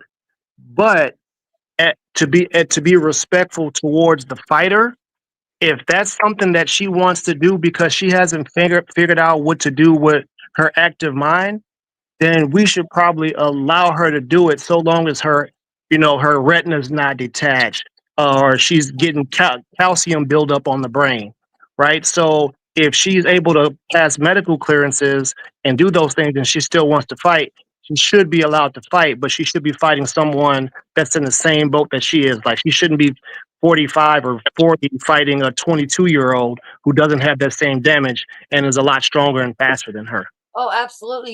You know who my other favorite woman boxer was Ali's daughter. Layla? Yes. Yeah. I loved watching her. Absolute beast. Yeah, you know, Layla Ali. I'm going to say this. I'm going to go on record saying this. Layla Ali and Clarissa Shields are 2 of the greatest women athletes that have ever competed in America, just like Jackie Joyner was, right? They're some of the greatest female athletes to ever compete in sports in America, and people don't know them because marketing doesn't put any money behind them. Everybody knows who Ronda Rousey is. She had an Apple deal. She had Gatorade, but probably 10% of America knows who Clarissa Shields is, and she's the only woman fighter that is in the Guinness Book of World Records. She has 3 divisions undisputed. She has 6 or 7 divisions world champion. She's a 2-time gold medalist. Like if I keep going, you guys would wonder why you didn't know her. It's not right. Yeah. And we're going to impact that for sure. There was a question here. I don't care who answers it. I missed it. But what it said was, and I'm not a doctor. You guys would know this even though you're not a doctor. How long does it take a brain bleed to stop? Shit, brain bleed's not good at all. But we had a fight that happened a couple of years ago with David Morrell and Idos Yerbasinelli, and David Morrell's going to be fighting David Benavidez in a mega fight February 1st. But his opponent, he gave him such a bad brain bleed that he's retired now. The medicals won't clear you after a brain bleed. You will not be able to fight. You will be medically suspended from boxing. And with him, in order to save him, they had to medically induce him and put him in a coma and throw him in a freezer, Rock Chalk, for a week. Oh. This guy was in a coma for a week in a freezer, so the swelling could stay down. And he recovered. Luckily, we have the science to save people before death. You know, because back then, I guess boxing was a little bit more brutal because the science, medical sciences has evolved. You know, but it's definitely a hurt sport. You know, it's not. Nothing safe about boxing, you know what I mean? And my uncle, he passed away early age of dementia. He was a Hall of Famer, Bobby Chacon, and he was a multimillionaire. He had Rolls Royces. He had a house in Beverly Hills, but he would take off and live homeless in the streets of Skid Row, Rock Chalk, because his dementia would take him there. Not Oh, that he had, so we had to go look for him and find my uncle, man, because his dementia was so bad. He ended up passing away in a home, you know. I'm sorry And to hear that. I did yeah, find the question, so I want to ask it the way they asked it. Lady like Grace, what she did say, do the less serious brain bleeds heal over time? No, there's no healing over time. So my other background before I got online with Skywalker and stuff is I'm biomedical engineer. So I worked for companies like Philips Medical Equipment, and I installed, serviced, and repaired um, cardiovascular system, neurological imaging systems that created 3D images of the brain. Right. So I'm very familiar with the medical field based off of my degree and my studies and like the way that I work. And what Skywalker is saying is absolutely right.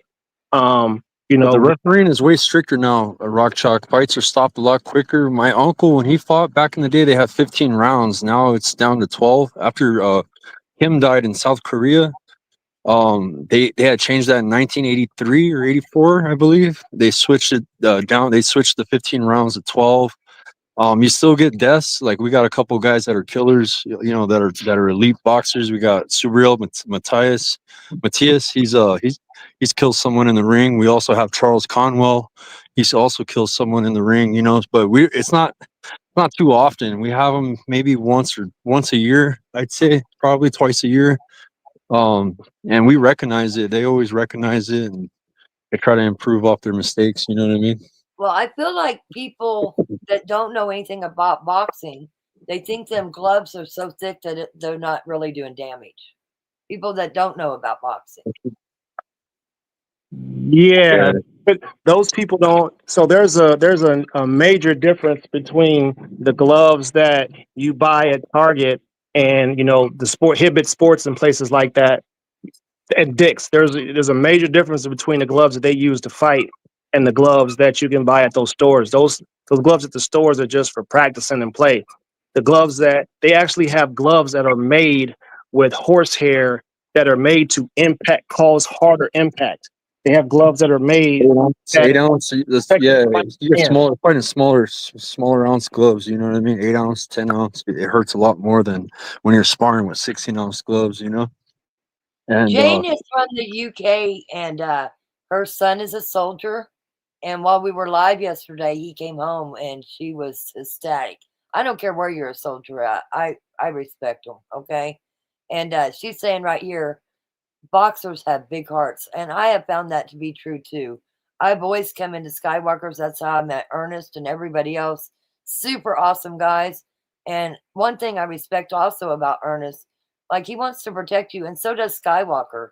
They will tell you things that you need to look out for in life in general. And listen, we got to look out for one another. We definitely do. right. Hey, I was gonna tell everybody too. Bare knuckle. It's proven that it's a lot safer sport than boxing. You know what I mean? Even though it looks more brutal and violent. I just covered BYB Rock Chalk. That was a big deal for me. It was my first event covering it, and it was so awesome, man. Like, but them guys, man, they go in there and they fucking go to war. They get ugly. You want to talk about mutated and deformities after a fight? You know what I Yeah, mean? I'll never forget the night after you lost your big channel, and I was modding. I was the only mod in there, and we had over 10,000 people in that chat. And I say this a lot. I say it. True crime's so much different. I say it in here. I've never Oh seen yeah, any problems in any of your guys' streams ever, right. like bickering or threatening to go We get after we anybody. get trolls. The other day, someone came in. We dropped the link in the chat. There's always going to be trolls, Rock Chalk. You got trolls watching right now. You know what I'm saying? That hate Oh, you. yeah. But I dropped a link like because I got a brand new service. I tried Restream out because StreamYard got real expensive, so I switched over to Restream. And I dropped a link in the chat for someone to come on, and we had a troll come on. And first thing they did was attack Ernest, call him the N word. You know what I Oh, mean? hell no. In the private chat, yeah, you have the private chat in here. You know what I mean? Popping in, popping out. How to block them, you know. But and I had Listen, to I figure. dropped the stream one day, and I had my finger on it, and they literally dropped their pants, Oh and yeah, we were like, We need magnifying glasses. You need to let us know next time so we can look a little harder because we couldn't see it. But I booted them real quick. But yeah, you got to be real careful dropping that stream. Oh But yeah. I pay a lot for StreamYard myself. I would be interested in hearing more about that restream. Once you- Restream is perfect for you, I think, Rock Chalk. The good thing about StreamYard though is that you can connect more channels. Like when Ernest and 86 and I got Mo Boxing and I got Tim Witherspoon and we all want to go live together, StreamYard is your better option because they only allow you 3 pairings on Restream, but it's only $19 a month and it's way better. I think it's better because you can have the chat inside the studio and you can switch the shapes, you can do more shit, you know what I mean? And it looks a lot more cleaner. They have better backgrounds.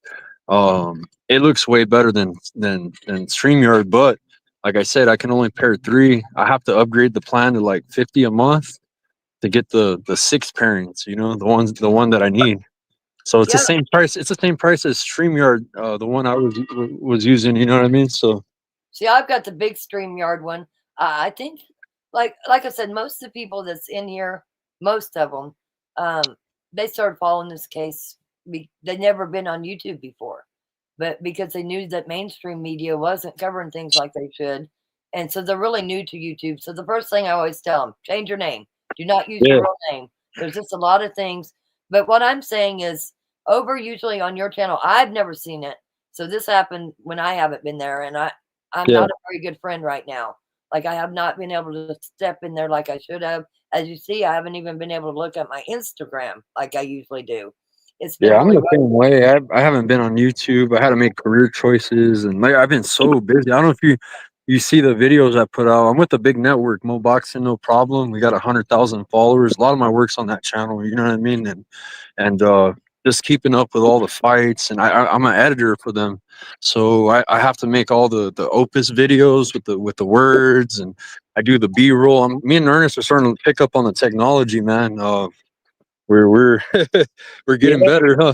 Yeah, yeah. definitely I getting better. love I love watching you guys. Lady Like Grace says, those were great answers. I was just guessing as hard as boxers get hit, it looks like they'd have stretching, a bouncing of the brain. So thank you for your answers. No problem. Yeah. Yeah, Oh, and you're welcome. to answer the part about Hell yeah. for us and the weirdos that come in, we're able to handle them because number one, we let it's known that if you're brave enough to say something to my face or any one of the people on our panel's face, we'll beat the shit out you. I know you Right, will. Right. in real life, right? And we also have those skills that I was talking about earlier about tracking things and figuring out the layout and figuring out how to attack things, right? So we need to be occupied as well. I'm going to ask both of you this. And since Skywalker answered it first, then I'll ask you, Ernest. Okay. Skywalker, Yeah. Natisha Jones, what do you think of her? Oh, Natasha Jonas, she's badass. Huh, Ernest? Yeah, she's the goods. I like her a lot. Um, I don't have too much to say about her. She's elevating. You know what I mean? She's out of the UK, so she's killing it. Jane is from the UK. She's Yeah. she's What do you think, easy, Ernest? she's very easy to look upon, as me and my wife would say. she's Listen, she's easy Yeah, to I look am upon. like your The wife. I accent, am the type. If the I think you look accent hot, accent is wild to look at. A very easy to look upon woman that has a brown skin that speaks Irish is wild. You understand what I'm saying? To oh, listen to I a black absolutely. person that sounds like a leprechaun yeah, is wild. And she knows what she's talking about. She's funny. But imagine her walking down the street with nothing to do and nobody to fight, and you come across her and you get beat up by a black leprechaun. yeah. Right, What are you She's gonna do? been right. she's been I'll pro tell you, she's been pro 3 to 4 years, and she's just killing it, undefeated. She's about to get her shot real soon. Jane says she's sweet. She's sweet. Like I said, Jane is from the UK. So I'm going to tell you a quick story. Um, Obviously, I'm into UFC. I just broke my hip, and McGregor was fighting Daniel Cormier. Forgot who he was fighting. They booed that whole thing. But anyway, I wasn't supposed to travel. I went anyway. Got a scooter, and anyway, this guy and his girlfriend was hanging out with me, and they're like, "Well, come on, Paula. I'll say my real name because people's been doxing me anyway. Go with us." It's like 3 o'clock in the morning. I'm like, "Well, it's dangerous out there. I'm on the scooter." He's like, "I got you." And he's almost 6 foot. I want to say 6'5", and I'm thinking, okay, Sean, whatever. He had told me his name is Sean. Well, I took a couple pictures and sent them to my brother and some friends, and I'm thinking, yeah, what are you gonna do if somebody goes after me? Really, like you're gonna protect me, right? Well, anyway, we're eating at the guy with the spiky hair. Anyway, we was in Vegas. We was eating at his restaurant, and I get this message and it says, "You have no worries. You're with Sugar O'Malley." And I'm like, and I read it out loud, and I said, who in the fuck's Sugar O'Malley?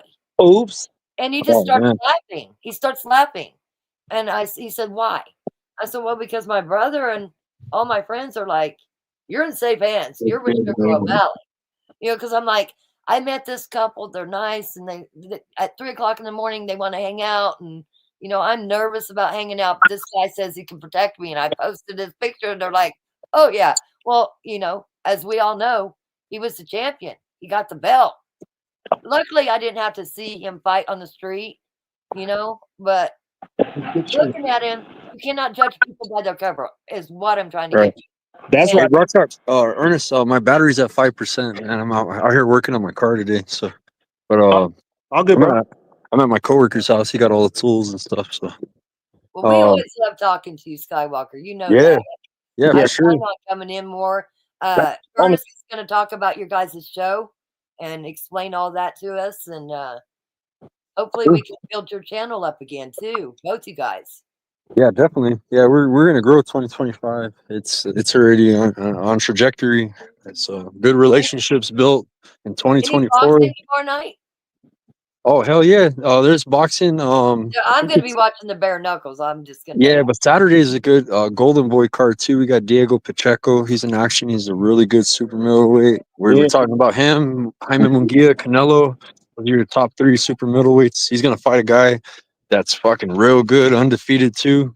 His name's Steve Nelson. So cold Nelson. And fuck, Well, that's a where good. should they watch That's this a if they want to watch two you guys? undefeated killers are gonna fucking go to war Saturday. It's gonna be on Golden Boy DAZN. It's Oscar De La Hoya. It's gonna be his promotion. Hey, if you And ain't careful, Skywalker will talk you right out of watching bare knuckle. Yeah, Get him. he already knows it. hey man, Bare Knuckle loves me now though. That's a funny Yeah. thing. I never really fucked with Bare Knuckle like that. I like Well, we got watching it, but man, I David did media. Rickles. I did. They had me as media. I was there with man. It was just a crazy night. I have it on Instagram. That was just a couple weeks ago, and it was a badass fight in Albuquerque. We had a bunch of good fights that night. We have a lot of bare knuckle fighters from Wichita in general. We got David Rickles, and then he's got his whole team. There's not too many bare knuckle fights that you'll be at, Skywalker, that there won't be somebody from Wichita there, because we got a lot of bare knuckle fighters here. I mean, a lot, probably as much as New Mexico. Yeah, Albuquerque. We got a lot. Well, wouldn't you think that's a good thing? So we can, so we can make sure more B2K type people don't grow up there. Oh, absolutely. Hey, listen, ladies. I know maybe there's some ladies out here that's watching the show. It's okay if the guy that you're dating is not the best looking dude. Just make sure you got a big heart or something. But y'all need to start hugging these motherfuckers. You That's feel me? right. I agree. Give them hugs, man. So find something about them that's good and try to be in love with that. You feel me? Absolutely. Jane's got to leave, but her ex was a boxer. And she said she could tell the effects from him boxing. So, tell us more about your show that you guys do now that you're on live and you can speak. Skywalker still there? He looks like he's there, but it sounded like he dropped, but his icon's still there. Well, on our show, the show can be varied sometimes. We don't have like a set a set pattern of interviews that we do. Occasionally, we have like a strength and conditioning coaches that'll come. We have um, boxing champion, gym coaches, referees, USA boxing officials, commentators, announcers, just you name it, people that are connected in the industry to that surround the sport. You know, we have those guys come on, and what we do is, so let's just say it this way. So the boxing community is not known very well. So we want to amplify, you know, people's knowledge of boxers. So we try to find some of these guys while they're young, and we introduce them to the world. We introduce them to whoever wants to lend an ear. And And we try to financially support some of them too. absolutely, that's a part of the whole spiel. But you know, imagine so Canelo Alvarez is probably considered like the biggest guy in boxing, right? Mm-hmm. Event, he's probably getting 150 million for it, a ridiculous amount of money. That's because there are Hennessy. He's sponsored by Hennessy. There are the Corona people. There are Gatorade. You know what I'm saying? There's enormous sponsors that get behind these events and sell their products there and do advertising. So he's able to make a lot of money. The smaller guys don't have that opportunity. So we're kind of like the a glue in a weird way that pulls all the necessary pieces in. So we may sponsor a guy, become the sponsor, so that person can have an opportunity to be known by people and to get a fight, and the whole world sees it, and our logos are on his uniform or Yeah, her mine's uniform. on his uniform too. Yeah. Yeah, his uniform or her uniform. So we're finding our way into large events, multi-million dollar events, and our logos are on the fighter's uniform. So people see our logos and they can immediately associate it back to us. I love it. Like, That's I love everything that you guys do. that's some of the game. So I got another question.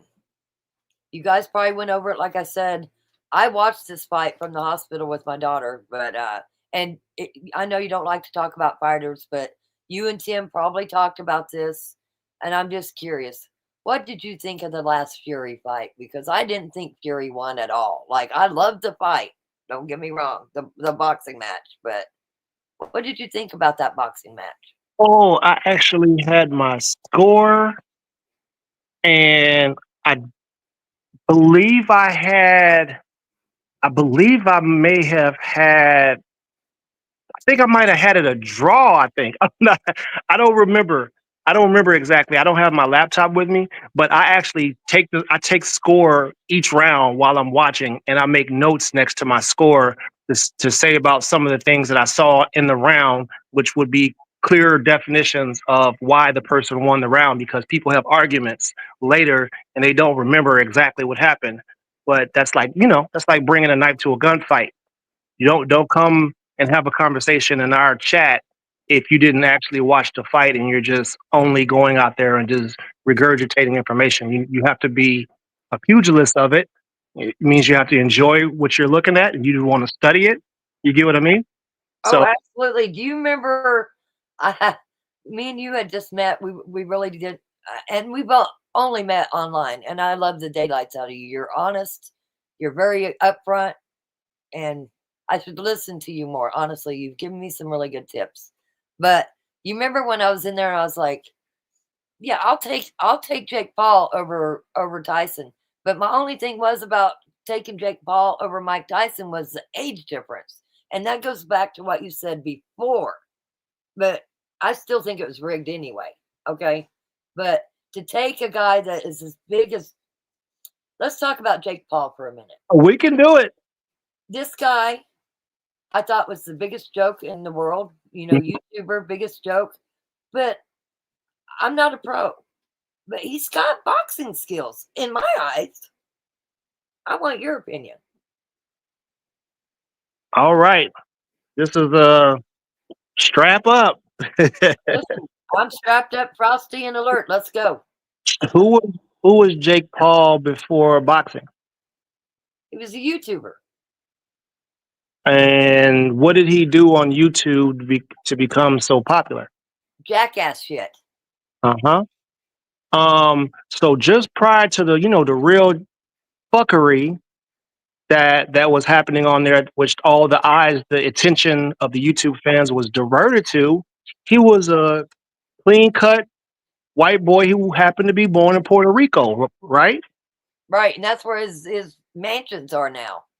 Okay, so white Wait guy. a minute, was he born in Puerto Rico? Because I thought he was from Ohio. Oh no, they were living in Ohio, but he was born in Puerto Rico. I'm not sure if he was born on a base or something like that, but he was born in Puerto Rico. Okay, go on. I'm sorry. All right, so but he was a clean cut, nice looking kid. He didn't have all the tattoos. He wasn't acting gangster, and he wasn't doing any of those things. He was making content for YouTubers who knew nothing about the boxing world. Nothing. He didn't grow up wanting to be Mike Tyson. Otherwise, he would have been training and fighting since he was 5 or 6, like a lot of these kids do, right? He didn't have to do any of those things. He This is something that we call clout chasing. Clout chasing would be the act of um okay, here we go. I got to do it. Devin Haney he beats Lomachenko, and he's considered the bottom of the world. Everybody hates him. Blah blah blah. So Devin makes his name. He has to go to Australia and fight 2 times, and he wins all these belts. And he's done something that nobody thought he could do. So now he's riding real high. He's at the top of his game. He's in the prime of his life. He has all the money. He has everything he needs, and everybody's watching him. To cloud chase Devin, you would then maybe say something about Devin, right? Say something really controversial, and then everybody in the YouTube sees this controversial thing, and now they're paying attention to what you have to say. So you've just stolen some momentum from him, and eyes are coming to your channel. You get what I mean? So another way to say that is you're stepping on someone else to get to a higher level.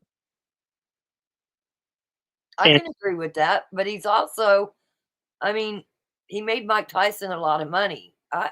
Jake Paul's doing it for the money. we But I got get what you're saying. He's we have making to build boxing look like a joke.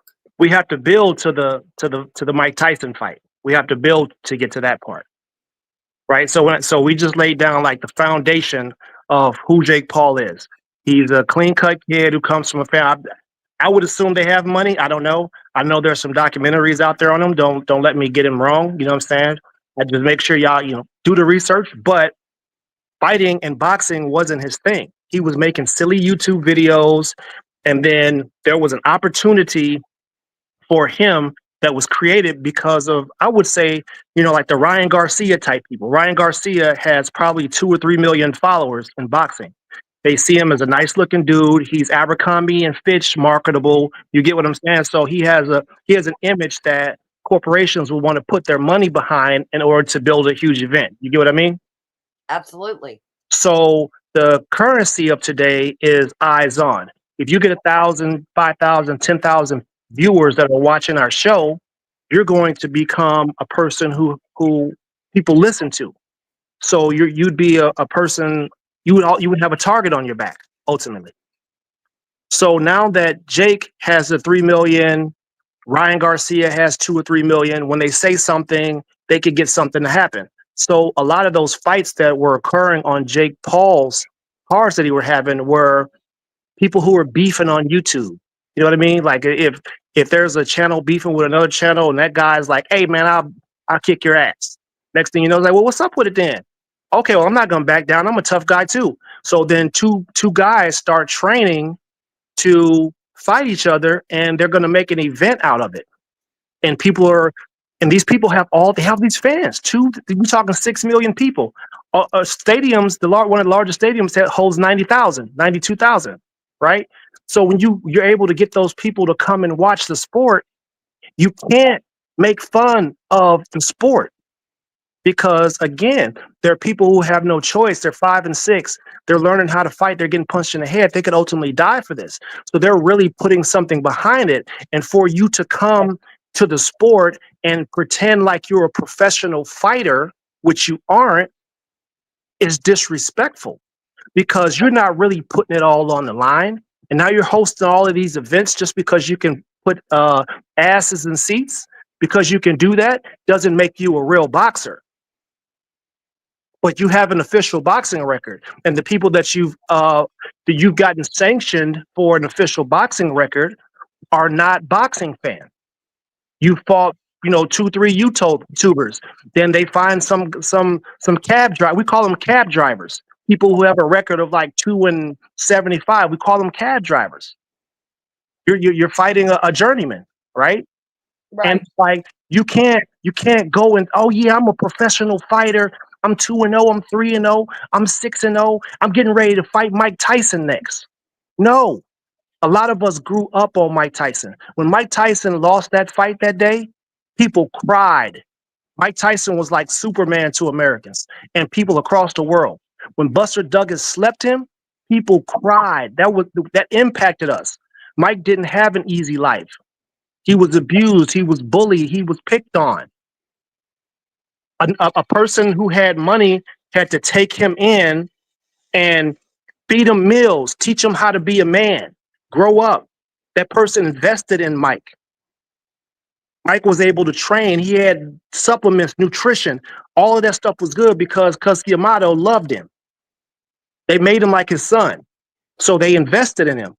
And then Mike went out there and he became our Superman by it was naturally done. He really earned his Superman title. He was a killer.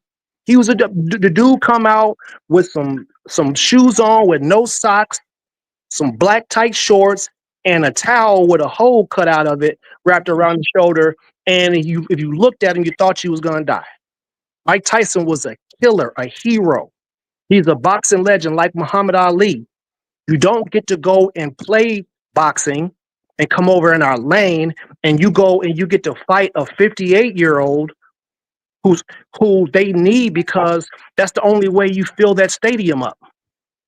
You got to go and get somebody that the world loves in order to do a fight at what's his name's house. You get what I'm saying? So it's I do disrespectful. get what you're saying, but I have a question with this. So, because I would like to see your channels grow because you're knowledgeable about it. But for a lot of people, even though because you're a professional at it, you don't like Jake a lot because of what he does and it's stepping on toes. But he has brought boxing because of his crap that he does back to the streamlight too. Well, I'd rather see you guys do it. Am I making sense there? I covered that topic actually. I was one of the first people to say something about it, and people have heard what I said and they've regurgitated some of my talking points. So I strongly dislike Jake Paul for what he's done. He's a culture vulture. He's a culture vulture. Okay. So what he's done for women's boxing is extraordinary. You got it. I call it right down the middle. What he's done for women's boxing is extraordinary. The opportunities that he gave to Amanda Serrano, Oh yeah. Katie Taylor, and all these the women that he's put on there and showcased is incredible, right? So we love him for him being able to get an event hosted in Puerto Rico and giving the Puerto Rican fans an opportunity to have a fight in their own town. We love him for that, right? We love him for being able to get her the highest payday of her boxing career. We love him for that, but he robbed the bank. You get what I mean? He robbed the bank. If he cared so much about women's boxing, then Amanda Taylor would have been the headliner on that fight, not him. Her paycheck would have been not 2 or 3 million. It'd have been 25 or 50 million if you Like have they made. Like if that, you have like what they got paid. if you have a fight in Jerry Jones Stadium and you were able to pack it out, that's 20. You just get 20 million. So they robbed the bank, and then they had to use Mike Tyson. That is a disrespectful way to treat a person of Mike Tyson's stature on the way out. And America's good for that. They've done that to some of the best that we've ever had.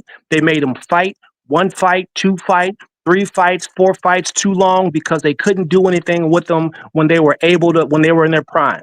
They waited until these guys had lost their skills, until boxing dementia kicked in, their reflexes have slowed down, and it's disrespectful. You don't do that anywhere else in the world, in any other culture. You make statues of people who do things like that. You have museums so kids can know what he came from, what he went through, the things that he stood for. Those are the things that you do. Right. That's almost like UFC.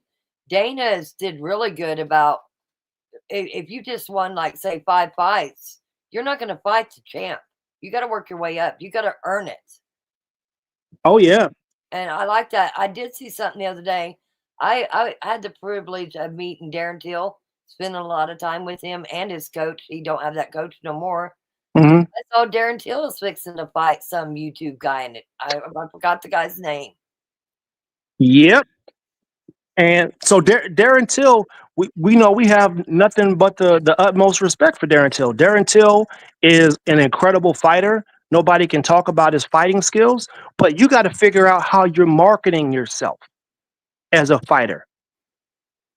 Nobody should market themselves and use anything with politics in it. You pollute and corrupt the sport. We don't want politics in boxing. We have boxing because we want to take violence and stop gun violence amongst the youth. That's why we have boxing. We don't need politics to be brought into boxing, because then you create a race war, which is not necessary. And America has had a race war. I'm not sure if you're aware of that, Rock Talk. There was a guy named Jack Johnson. He was the first black heavyweight champion. And Jack Johnson was I think it was like the 1920s or something like that. And that wasn't a time for interracial dating in America, if you guys don't know. And he had a white wife, and he was going around knocking out white fighters and dipping off with white women, and they hated him for it. And when he won the championship, they when he won the championship, there was a race riots all across America, like the Rodney King incident. And a lot of people died in a lot of cities across America based off of a race fight. So we don't want that inside of our sport. We reject that. And every other sport should probably do the same. It's just too divisive, and it's supposed to be a place where we can relax and enjoy entertainment, but respect the people who are doing the entertaining. 1,000%. I agree.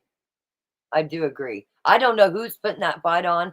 I'm not a big Ariel fan, if you know who I'm talking about. Yep, I know what you mean. Yeah, ever since he teamed up with Jake Paul and all that shit, UFC's kind of kicked him to the side, and I'm kind of glad because he promotes these YouTubers fighting. Well, they booted. Ariel was booted a long time ago. They had disagreements, and they had some. He was saying some things, and they didn't like what he was saying. They got rid of him a long time ago. So it would be in his best interest to be in a market where you're basically having. They're like the WWE of boxing. That's what they do. But except for it's WWE / amateur boxing. None of them are professionals, really. There's a handful of guys who are very nice. Salt Poppy's one. He's very nice. And there's another kid I can't think of. He's a 130 pounder, and he's been talking trash to Javante Tank Davis, which could definitely be a mistake. But there's only a couple guys over there that are really, really real boxers, and they're good at what they do.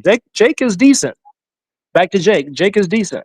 Jake has put the work in. He does train with real fighters. He is, and all we ask for over on our side is that, hey man, listen, we love that you're bringing all these eyes and all these people and putting asses in the seats. We love that, but you got to respect the sport at the same time.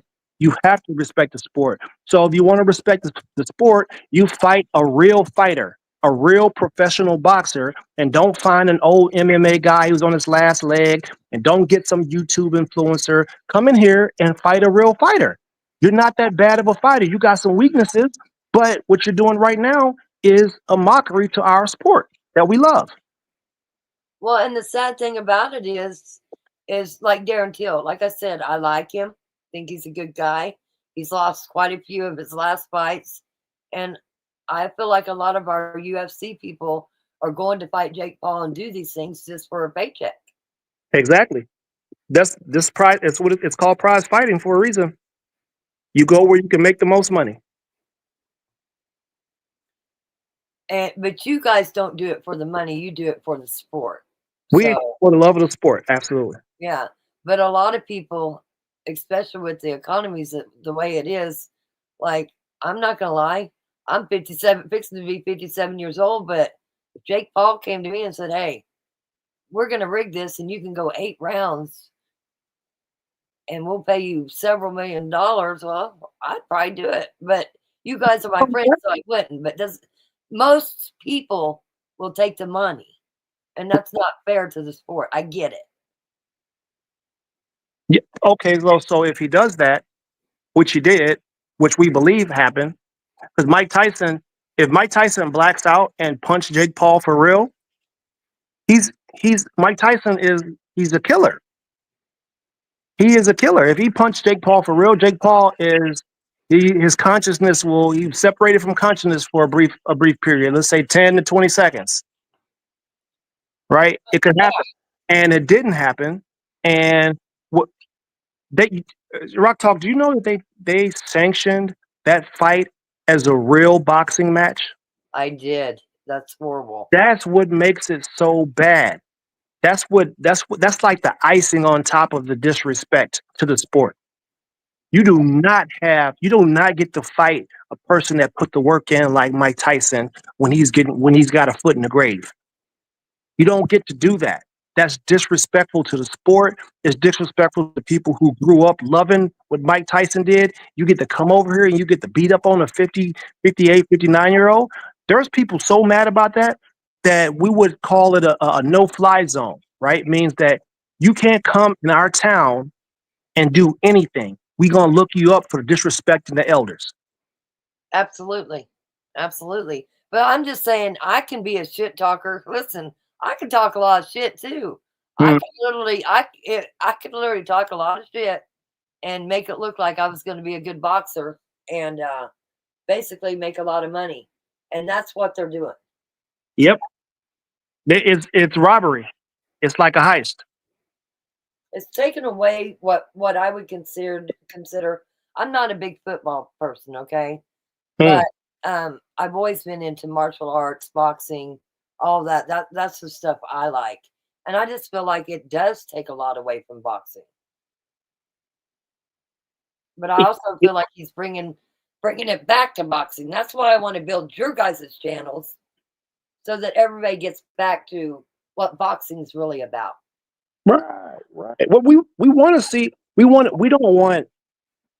Don't get us wrong. We don't want to see anybody just be taken advantage of.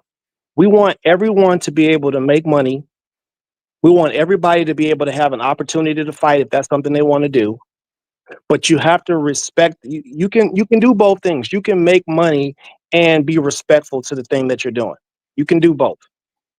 So there was a fight, McGregor and Mayweather. Yep, I didn't like that either. It was Now all about money. it And was, Mayweather a was whole playing lot. with Mayweather was. I watched that whole fight.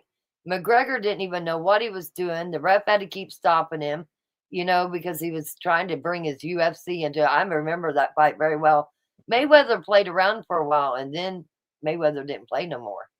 Like That's that was because McGregor hit him for real a couple times. McGregor surprisingly landed some pretty clean straight left hands on Floyd. You don't. That's what every. Do you have how many Floyd fights have you ever watched? I know people that watch Floyd fights just to see if a guy could hit him, right. and they would make a whole video about a guy getting one clean shot off on Floyd in 12 rounds, and they would make a whole video about, oh, he got caught one time. And it's like that's how good the person is. That everybody they want to see him lose, and they want to see how many times somebody could hit him.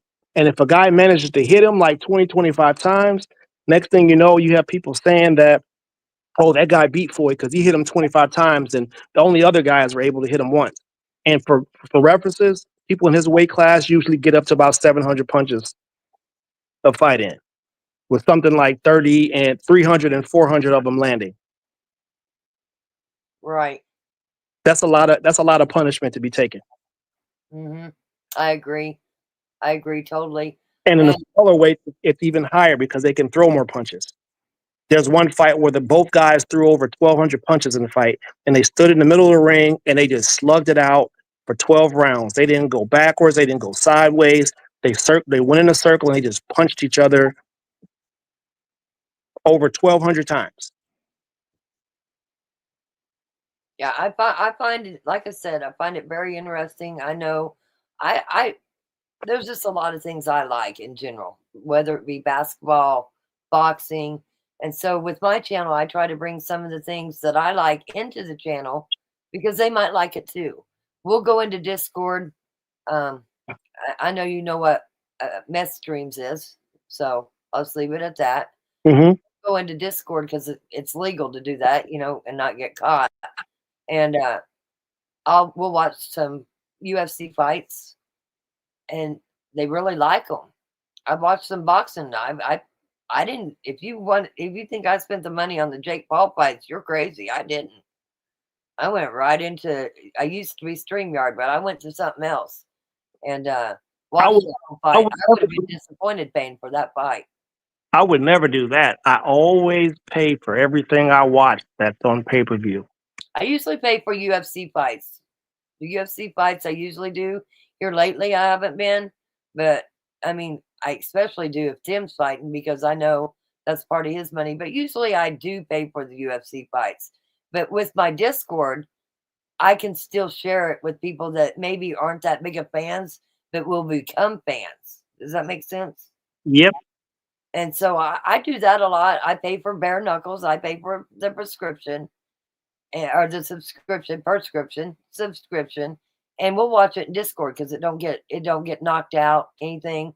And several people paid in or tuned in my channel the other day that never watched a UFC fight, has never watched a boxing fight, and liked it. Mhm. So that also brings it back to the sport. If I see you guys live, I might step in and say, "Hey, good to see you guys," but I'll step back out. But I step in so that people can see that you guys are live.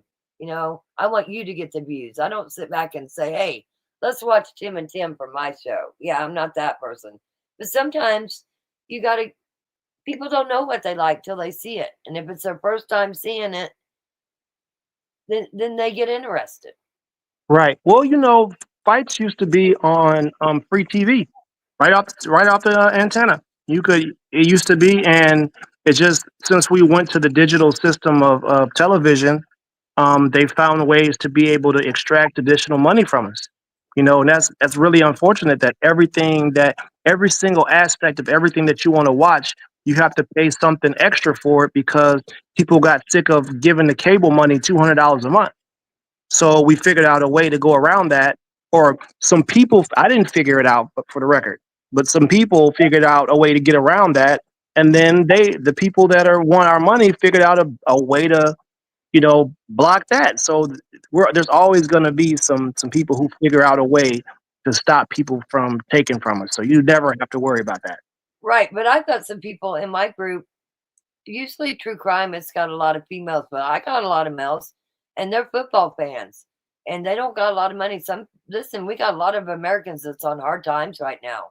Okay, they can barely afford to put food on their table. Yep.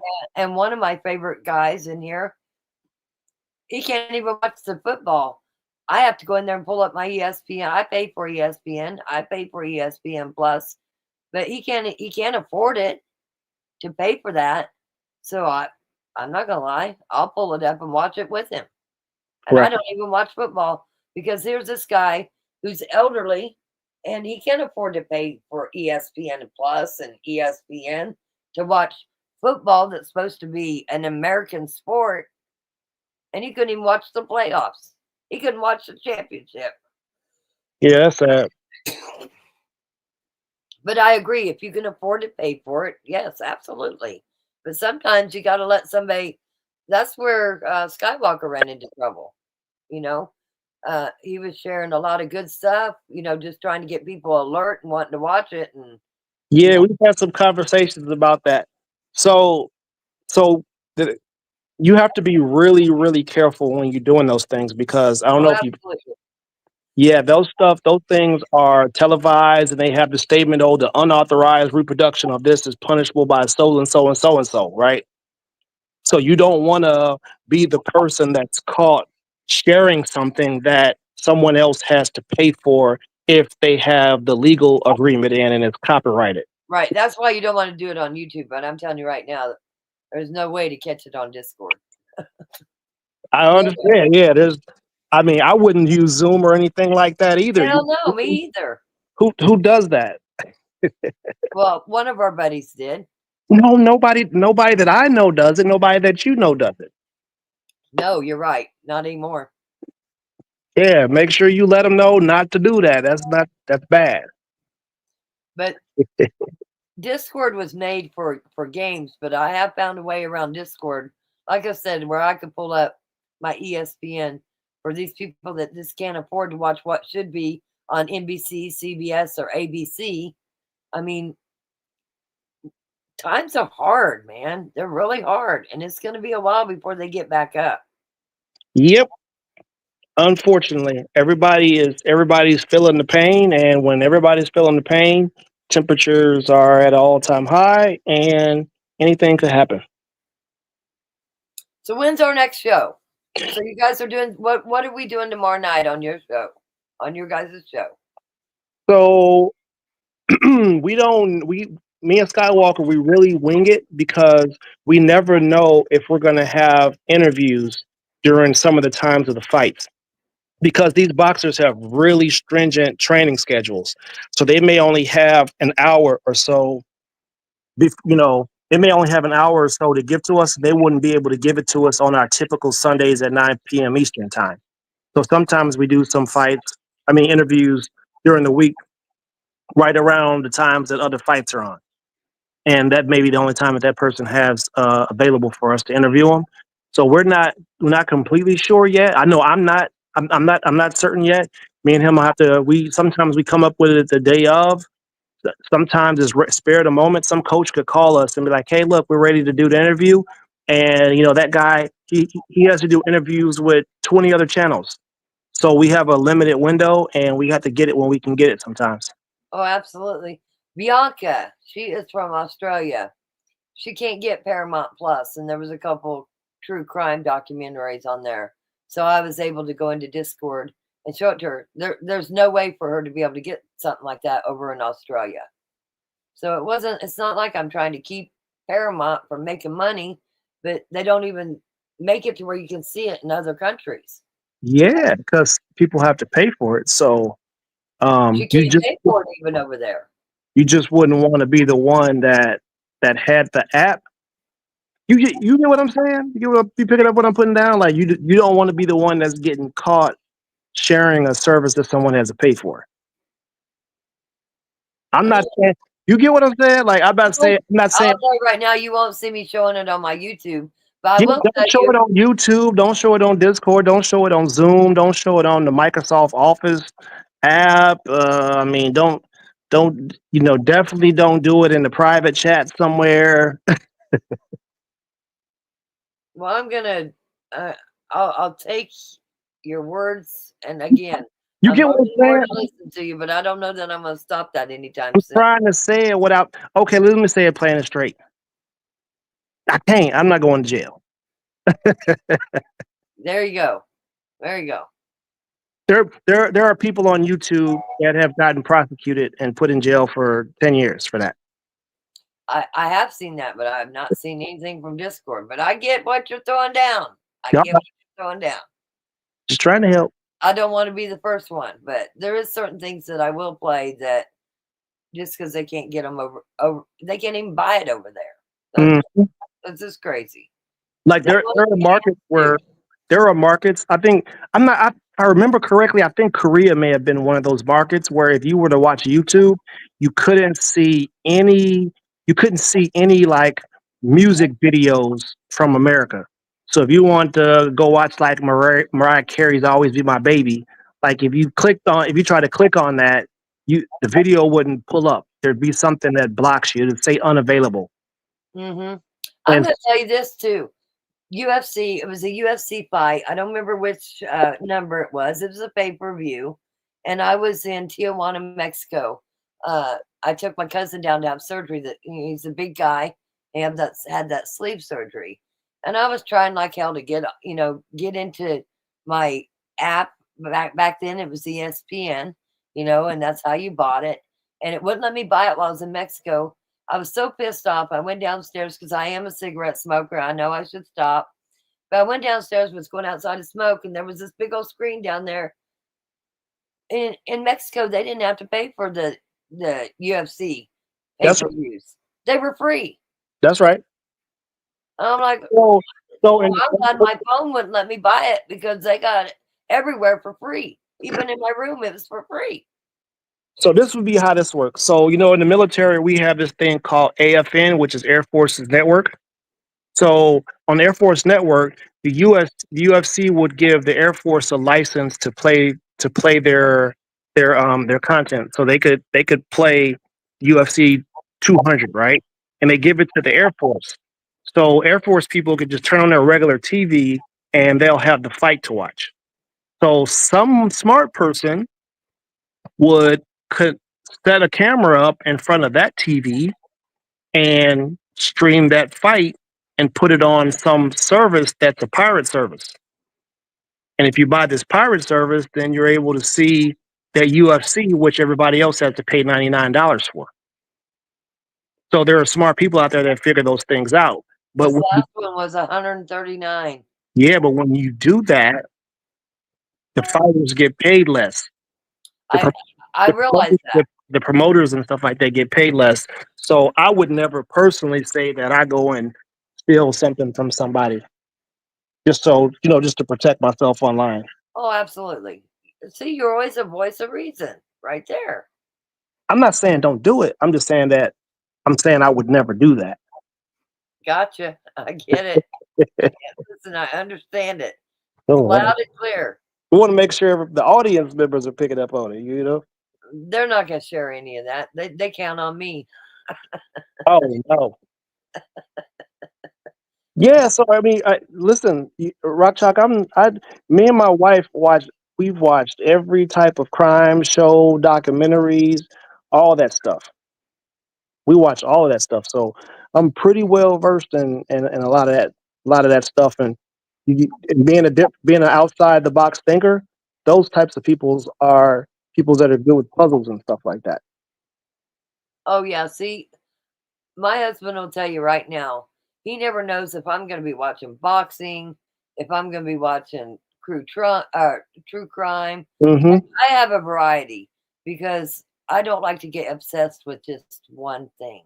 I like to have a variety. And again, I've always been into true crime and I went searching for people before. But this particular case, this has been a really heart jerker and a really hard one. Um, I think I'm gonna have to take a break from true crime after this case is done. I'll pick it back up again, but I also think it has caused a lot of fighting. There's a lot of fighting in true crime communities anyway. It's ridiculous. It's all about the money. I don't make a dime. I don't need it.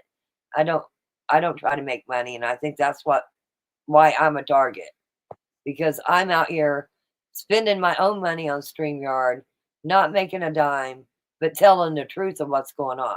And that is my other biggest thing. That's why I won't watch mainstream media. It's because I want the truth. You and Tim going and interviewing people and going to the boxing matches, you're going to show things that mainstream media will not show. That's right. So let's How build. else are you supposed to That's get what to I know? say. People. The one biggest thing that really upsets me about American culture is our television. Our television, people idolize those people, but they don't realize those people are professional pretenders. Oh yeah. Professional pretenders. They get paid to lie to you. That's their profession. That's what they went to school for.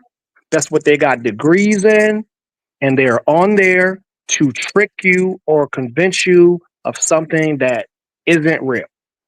And people look up to those people and the entertainers, and they look up to people who are in these music videos. You cannot allow the television to program you into believing something that's not real. Too many people Absolutely. fall for that, and that's very unfortunate. I do want to pass something else along to you. You got a wrench for a reason. You're more than welcome to come in here, drop your link anytime. All right. Also with that wrench, Skywalker has one and Bruce does, and they never use it. They've never used it. But that also gives you the opportunity to go to my community page and post, hey, we're doing an interview with this certain person, and they were a boxer for so many years. You have my permission to do that. That's why you have a wrench Oh, thank you. at any time.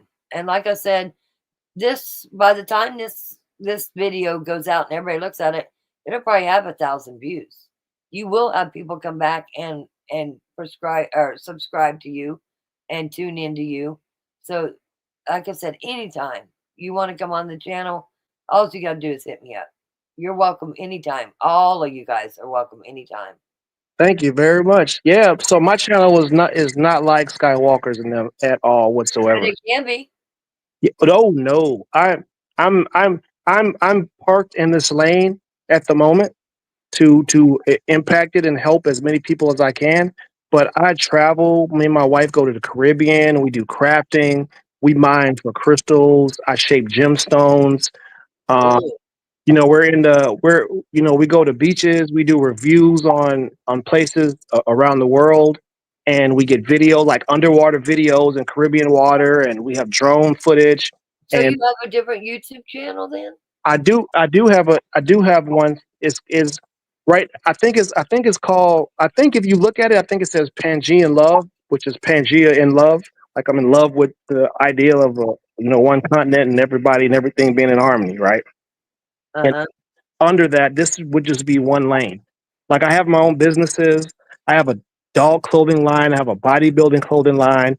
I've sponsored bodybuilding shows, and I go to the events. I've sponsored athletes from there. So I our goal is to impact everything that we can in a positive light and leave it better than we found it.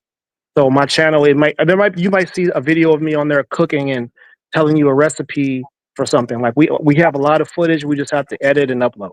Are you monetized? Nope, You're not monetized. nope. I haven't at this particular time. The That would Skywalker. pay for your travels. Are you kidding me? Yeah, you're right. Skywalker he forced me to hurry up and get online. I'm a perfectionist. I I never know that. I never want to release anything until it's done properly. And when I do release it, it's not going to be like anything you've seen. It would be something that I've created from my own mind, not stealing from anybody, not copying for anybody, but I create. When I create something, I create it. I follow travel shows. Get that up and running. It Hmm. looks like Bianca tried to find it, but both channels that she found. Oh, wait a minute. Maybe that last one was. But she's tried to find your channels here to share here. Yeah, well, they're there. They don't have any edited content on them. You need to get busy. You right, my wife. I just had surgery, unfortunately. So Oh, I'm so sorry. once I Prayer for once healing. yeah once I get healed up a bit, I'll really start posting, and you guys it's something different. It's not like I'm not just parked in one lane. And when you do that, let us know. Listen, Yep. I'm always buying clothing too. I'm always Okay, into some good clothing. But you got to have it set up where I can get into it to see it. definitely. Well, you might see somebody with some Bell's Deep gear on. It's really funny, and the logo is brilliant. Looks like a happy face lifting weights. And where does one Bell's and Deep buy that Bell's at? Clothing, Bell's Deep Clothing on IG. Okay, I got IG. I need to go friend you on IG as a I'll matter of go. fact. I'll go and find you. I have a bunch of pages. I'll find you and just friend a question. You'll have me there. Because I'm all about helping you guys. Like seriously. And I want nothing for it. But I buy a lot of clothes. My husband will tell you I buy a lot of clothes. And I buy a lot of Under Armour. I would buy Actually, you've got Bells Deep on right now. How you see it? I do see it. Okay. I had to put my readers on, but yeah, I see it. Yeah. And it's like I said, when I do something, I do it all the way. I was actually kind of a threat to the manufacturing or the that this type of apparel. I had a lot of people trying to do a lot of shady things to block some opportunities based off how catchy my my website was jacked. Bellsdeep.com was jacked by a Chinese company and they put porn on it.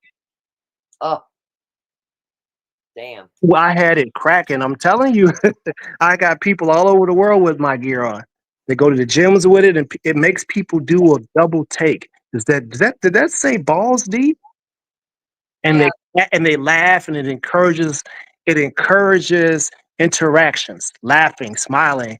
I thought that said balls deep. Oh, you funny guy. Wait a minute, is that a penis on there, or is that a happy face lifting weights? that's lifting weights, but I can guarantee you, I could order one of your shirts, and I can walk into 316, which is Caveman David Rickles' shop, and they'd be like, "Where'd you get that shirt?" Because they might not know you. They might not know your clothing line, and that's how we all survive: is getting things out there, helping each other promote. You know, I personally, Tim always says it, and I get it, but I don't make money off this. I do it for my family here, my group of almost 5,000. I'm I appreciate it, but I know you guys. I know Tim does it as a new career. I know you've got your clothing line now. Get it up and running. I'll share it. You can come in at any given time, like I said, and share it. You can share it in my community page. You have my permission. Oh, thank you. I appreciate it. And likewise. And you never know. I might decide to grab my husband when he decides to quit working so damn hard. I'd like to go to Brazil. Oh, That's on my bucket list. man, Brazil is one of those countries. Have you been? I've been to South America. I haven't been to Brazil. Me and another guy, we installed the first MRI systems in Medellin, Colombia, back in 2014. Their very first MRI systems, we installed both of them, two Philips MRIs at two hospitals in Medellin. So I've Nice. I've had some experience with the South America, and it's certainly interesting. The food is incredible, but the people are certainly in poverty. Well, I was told not too long ago from somebody that's a friend. I'm a big Amanda Nunes friend, Oh uh, yeah. person, and we actually do talk. And she's like, "No, you do not want to go to Brazil right now. There's too much craziness going on." I'm like, "Really?" Because Brazilians have really gotten into bull riding. Hmm. Go watch PBR right now. Probably a good 75% of the riders are Brazilian. Hmm. You go to UFC. Look how many are Brazilian. Oh yeah. I mean, I Why want to go to Brazil. I want to check it out. why are there so many fighters that come from Brazil? Why are there so many fighters that come from Puerto Rico? Why are there so many fighters that come from places that are very near the equator? I don't know, but I know It's you a question to ask got. yourself. I'm waiting for it. I'm not going to tell you. It's just something to think about. Hawaii, a lot of NFL guys are from Hawaii, equator type place, right? Right? All the Pacific Islanders, people from where it's really not, where it's amazingly, stunningly beautiful at. Why are they fighting? Fighting is a is a poverty sport. Hmm, Those are places that we want to go on vacation to, right? that's right. You want to go to a beautiful beach. You don't want to go down there and have to deal with a fighter. You want to go down there and deal with somebody who's kind and courteous and wants to teach you about their culture and share their food with you. You don't want to go down there and get beat up or robbed. Well, and we could even throw Russians in there. I mean, they start wrestling at a very young age. Yeah, We got a lot of fighters from Russia. Russia's they live Pakistan. they, They live to live. They train to live over there. You got to be able to fight over there. Oh yeah, you do. You got to be able to do. You got to be able to do war, and they're always ready for it. And that's why some of the best fighters in the world come from over there. Is because that's all they do for their entire life. I agree. Well, we're going to start to wind this down, but I do, like I said, you're welcome anytime. I'm glad you came in. I'm sure people listened. And like I said, this will be up. You can always go look. A lot of people do rewatch. And you're very knowledgeable. And I appreciate you. Well, thank you, And and thank you for having me on. And thank you know, you I for don't have your to just talk. service, too. Have to Thank just you talk for your boxing. service. Thank you. Yeah, I don't have to just talk boxing. We could talk about anything at any point. You can come in anytime. Like I said, most of the time we're talking about this Kansas case. And but yeah, you're welcome to come in anytime. You and Understood. your wife. You're welcome. Thank you. Thank you. You have a great evening. You too. Appreciate you. I'll be seeing you in the channel. Your Talk channel. later. There you go, guys. I hope you enjoyed that. He came here. I'm going to leave this up. I know there will there will be people that watch it. Bianca, all the mods, you guys are great. I know this wasn't the normal stuff that we watch, but sometimes we got to find something we like that's a little different than true crime. How many people take breaks from true crime? A lot of us take breaks from true crime. With that said, this might be something you like. It might be something that you don't like. You know what I mean? I personally would like to see boxing get back out there and be brought to the forefront. And I can promise you, if you ever go to their shows, and I hope you do, they'll treat you awesome. Awesome. And if there's something going on and you got a question, they'll answer it. So, with that said, I know Rick is on his way home. I've been running errands, as you saw. So, I am going to get off of here. And we'll see what we do tomorrow. We'll figure something out. I can't get my mind off of these poor people in North Carolina. I want to go help them so bad. I do want to go help them so bad. Deb C. Actually, Deb C's come up with stuff. I don't know if she wants to go over it now or later. I'll tell you what. Deb C has dug up some stuff, and I want to go visit with her for a while in Discord. And then maybe we'll go live later and talk about the Kansas moms cases. Are you guys interested in that? And interested in what Deb C has dug up and the other mods? Let's do that. That way I'm not just flying off the seat of my pants. I know she sent a lot of stuff in the chat here. I do need to go and visit with her. And we'll go live again later. How about that? So with that said, I hope you guys did enjoy it. If it was, I know there are people on the rewatch. I hope you enjoy it. But Deb C, I'd like to get with you. Let's go to Discord. Anybody else that wants to go to Discord, let's go there. Let's talk about what we got, what we found. But we'll do another one tonight. We'll go over some of the stuff that we found out. We won't make it real late, I promise.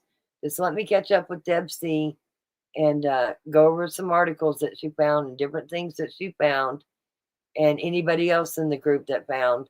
And then we'll go live and we'll talk about Kansas moms because I know you guys like to talk about that and I do too. And sometimes it's articles we missed and things we missed in them articles. So with that, stay strapped, stay frosty, and stay alert. Much love to every one of you.